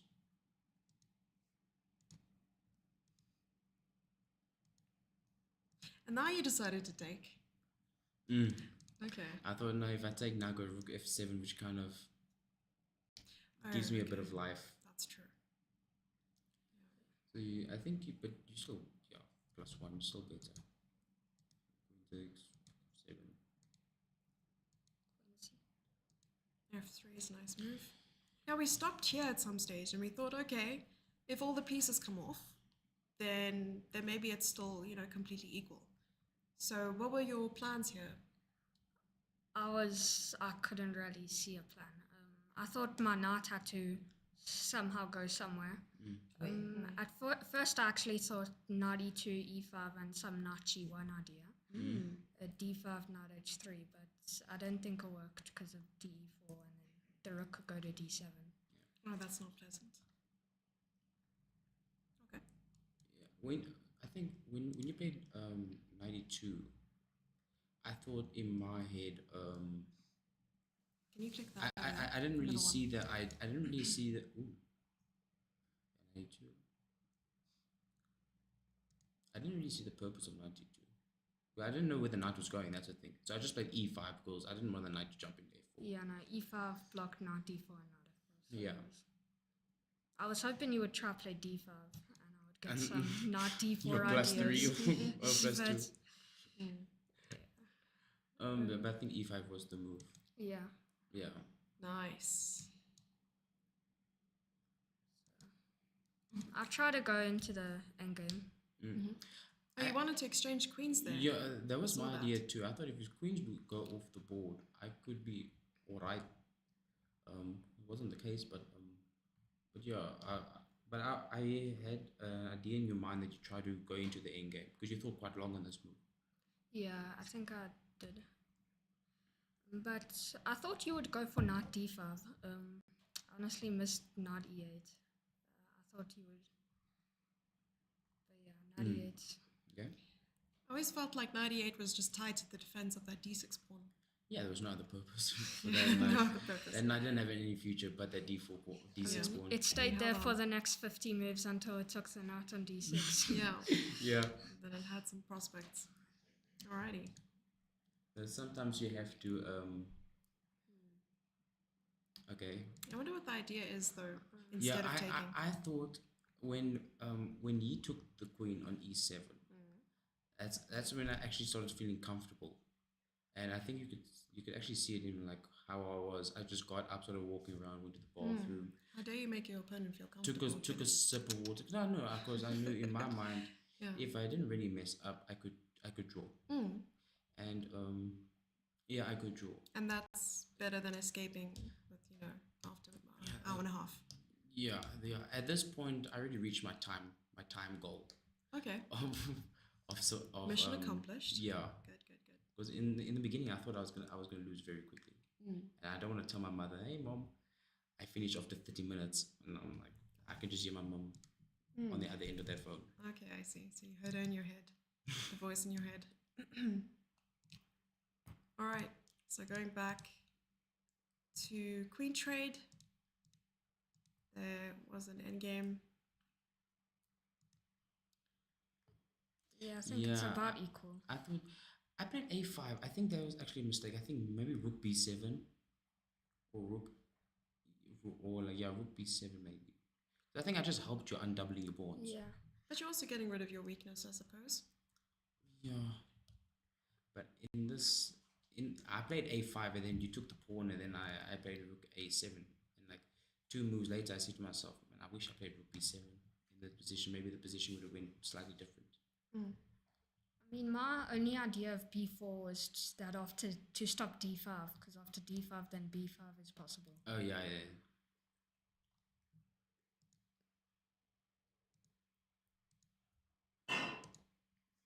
So I think all these moves are quite natural. Yeah. Ooh. I wasn't sure why you played rook a4.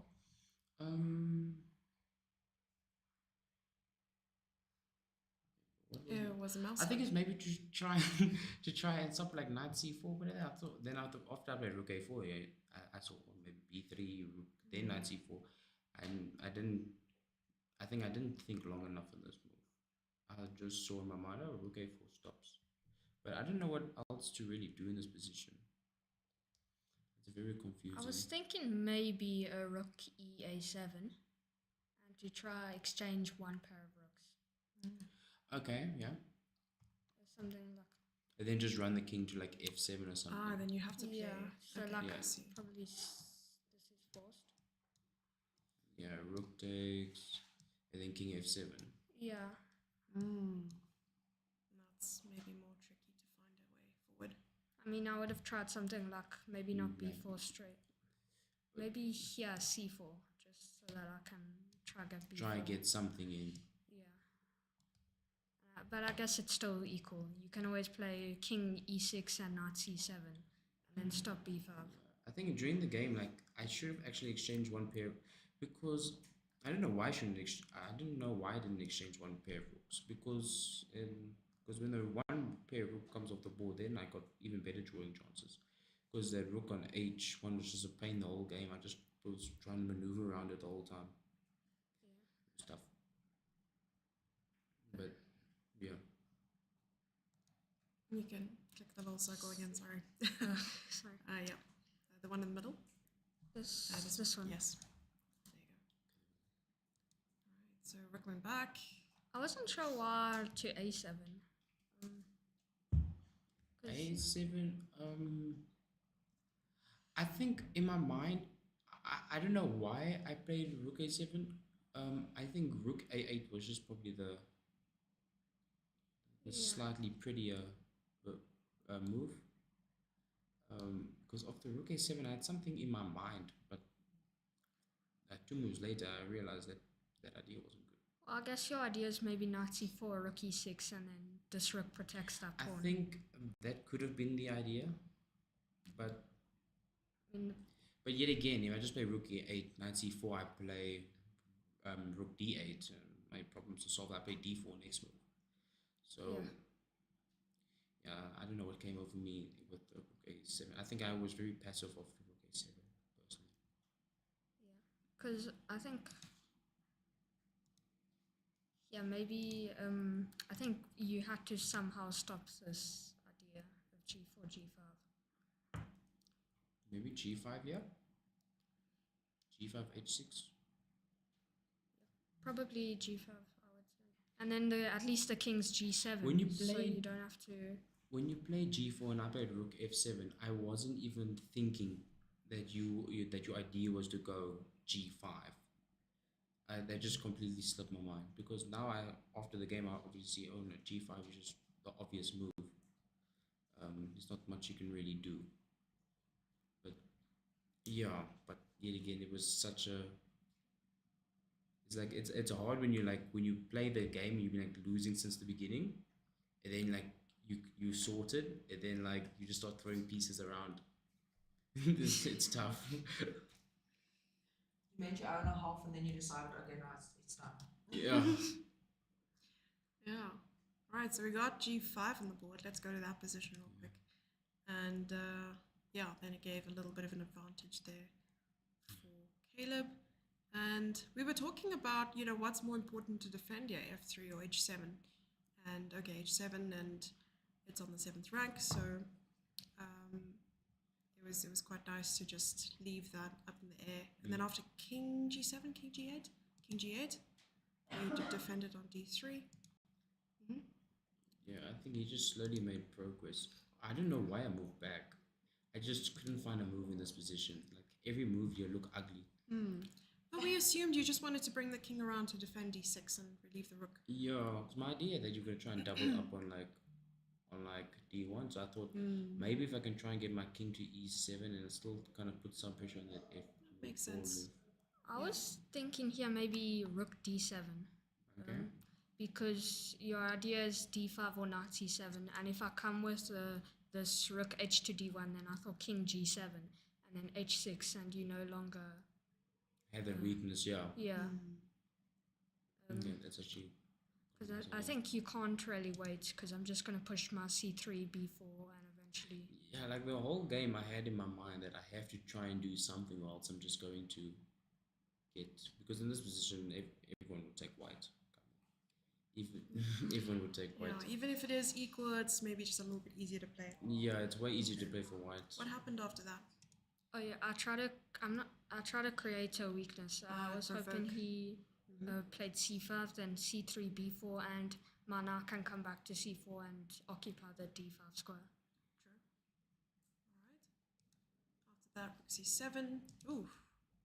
Yeah, Rook c3. I had an idea that rook c3 move was a mistake. I just couldn't prove it because in my mind, there was like so much things going through my mind after rook c3. I thought maybe c5. I just don't want to lose the pawn.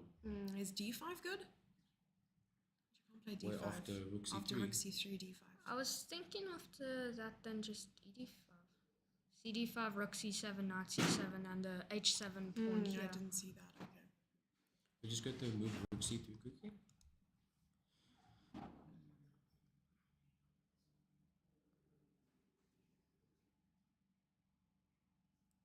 Why is this wrong? Yeah, maybe actually d5. Maybe takes, knight takes. I think d5 is actually Rook h7 and maybe knight b5, and you get some counterplay with pushing these pawns. pawns. Yeah. I was just throwing a move out there. Is that the move? Let's just like put like. I don't d5. know. We can definitely put the engine. Yeah, Okay, I it think definitely it wasn't is. d5. Okay. Yeah. But all right, we won't spend too much time on Yeah. that position. Let's see what happened after that. So you can just click on the little wheel to refresh the position there. Sorry. Yeah, no problem.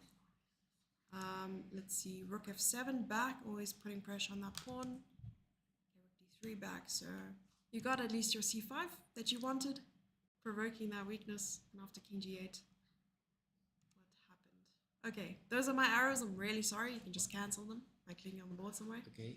Yeah, just, yeah, There we go. there we go. So this is the position we came back to. And what were we thinking here, Anzel? Anzel's here in the background. She's the voice in my head. One of them. One of the seven. One of them.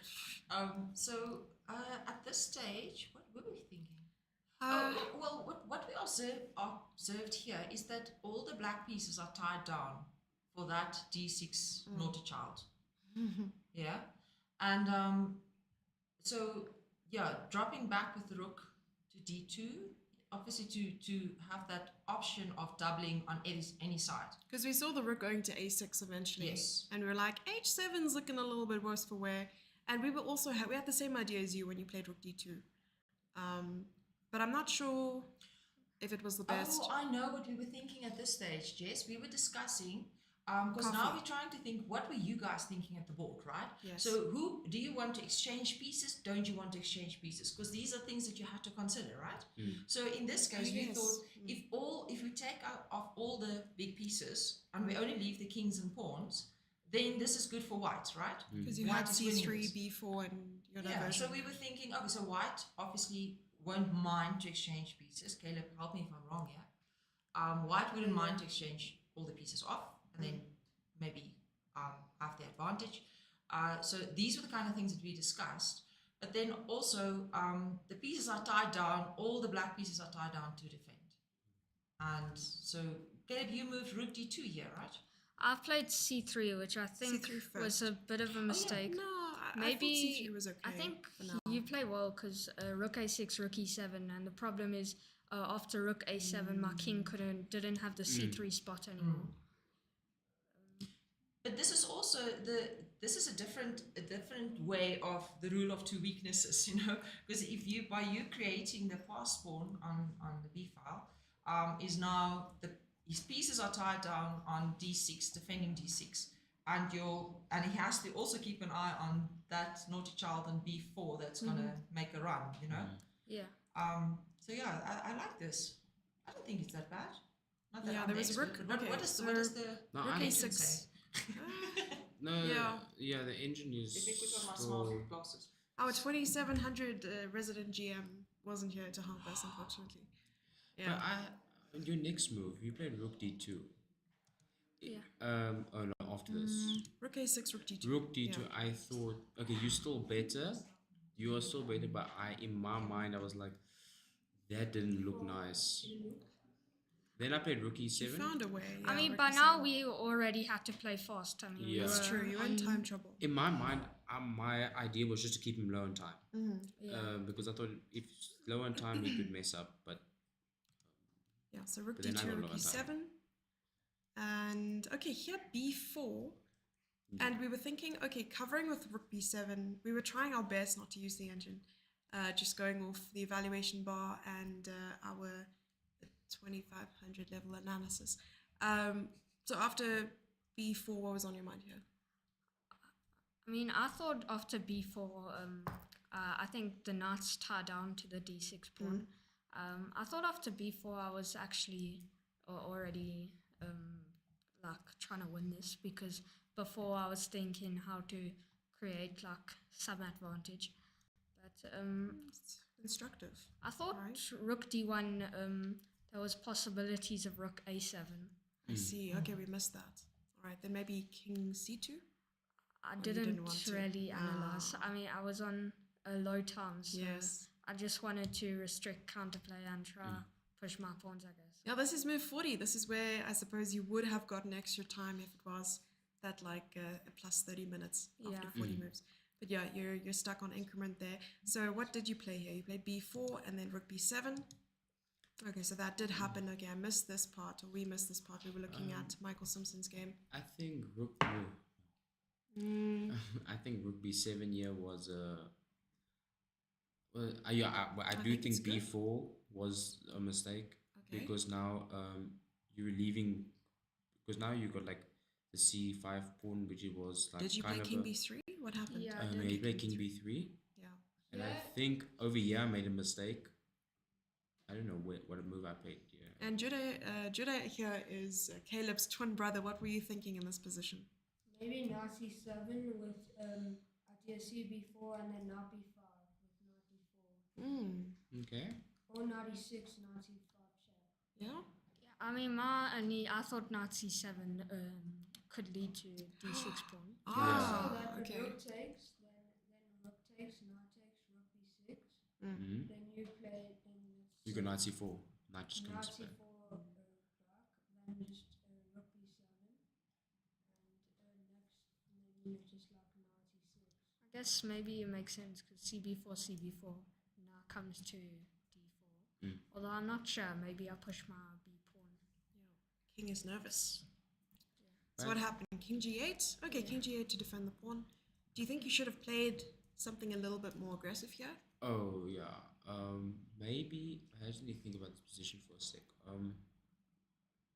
It's not easy to come up with a move, especially when you only have 5 minutes left. Yeah, it's not a lot of time. Um, move is pawn takes and rook b8 a move? Mm, Because the idea is to just go rook b8 and just gang up on the b4 pawn. Maybe rook a8 straight then. Okay, rook a8 straight.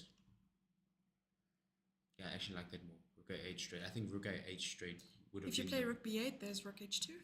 Double up on the edge pawn, yeah, maybe. yeah, No, no, the you're rook right. a8. No, rook a8. Yeah, so rook a8 instead, and that would have maybe been. I think rook a8 is the. I had that. I think I played that rook a8 idea later on into the game, but I should have just probably played it here. It was like I played king g8 next move. My whole philosophy for this game was just to try and do something, or else I lose, and I just kept on playing waiting moves the whole time. Philosophy is a tricky game. So what happened after that? Let's see. I don't also want to take away too much of your time because you guys still need to have dinner. So king g8, and what did you play here, Caleb? I played a rook hd1. Yeah, I really Okay. knew. And you defended with rook d7. Okay, c takes b4 first. Nice. Yep. And rook b8. I see. So you gave up the pawn.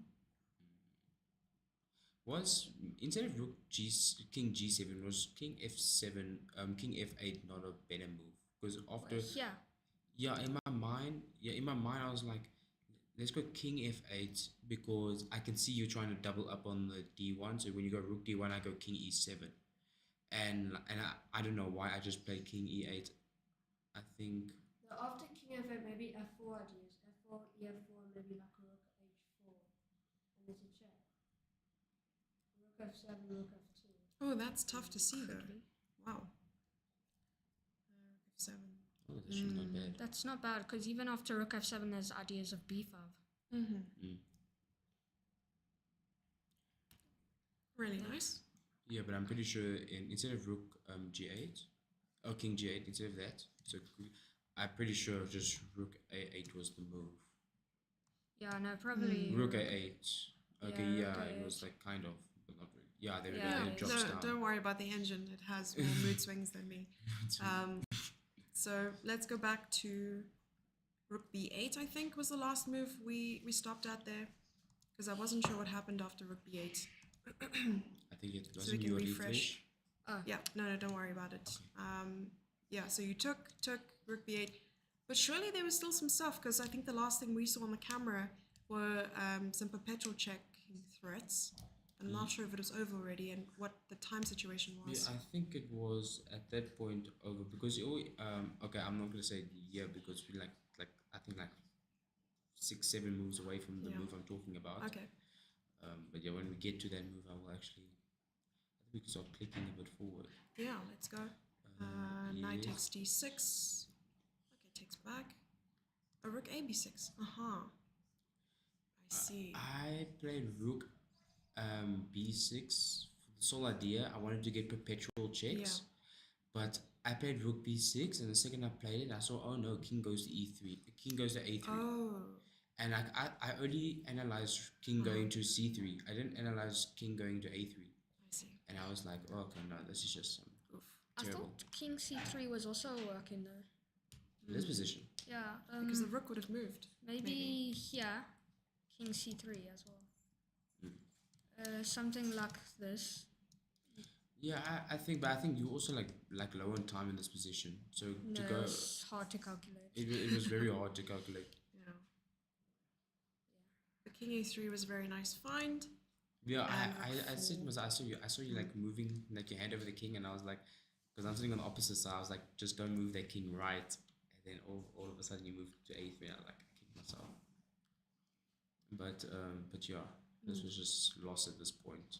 So after knight e6, was there not knight e7? Again? Yeah, instead of rook is knight e7 maybe. Yeah, Maybe that with kind knight of. e6, knight d4 threats. Oh, to not give up the knight, I see. I think maybe I ma- thought maybe knight c7, knight c4 back. Maybe knight e6. yeah. I Give up think the I, pawn. I actually I understand his idea. Just trying to reroute the knight to d4. Yeah. And maybe try and just have like a little blockade. Yes. But yeah, but Yeah, time situation, I time was suppose. tough. Yeah. Knight e7, maybe knight c8, because then rook c8, rook d8. No, then I take back with the knight. What do you mean after knight c8? Oh, so you go knight c8, yeah. Yeah, knight e7, Knight knight e7. c8. Okay, yeah. Okay, then, yeah, that's probably a good move. Knight e6, then maybe knight e7 check. King f7 f7. and rook d7. So then I have to try and keep my then the king goes g8 and then you just run with the pawn. Yeah, that's probably also good. Yeah, but like really anything in this position was winning. I think that rook a8 move, it was just completely missed. I think that was like my last breath of air before slowly being dragged under. Yeah, we have a boa constrictor over here. Yeah. Because here it already feels like you lost. Yeah, I was. I know the evaluation is only 1.4, but I thought Yeah, I have the practically. d6 pawn, the e5 pawn's weak. I now have a double up. I have a pass pawn. I thought I was like this was the first moment in the game. I thought I was actually could win this. Wow, and we're 45. Good job, Tyler. Let's Alright. say the king wasn't affected in this position and you didn't play king g8, you played king f8, would it still be... No, we wouldn't have came to this position because my king would have went to e7 when you played rook d1. Maybe more pressure on in the H file as Yeah. well. I see. Okay. Yeah. I do want to see the end just before we wrap up. So after knight takes, I suppose king a3 and then maybe two more moves. Yeah, And, I was just trying to get yeah. some. Then there was a check. There was a very cute. There's also knight c7. does I knight think. c7 work? I'm pretty Play knight c7?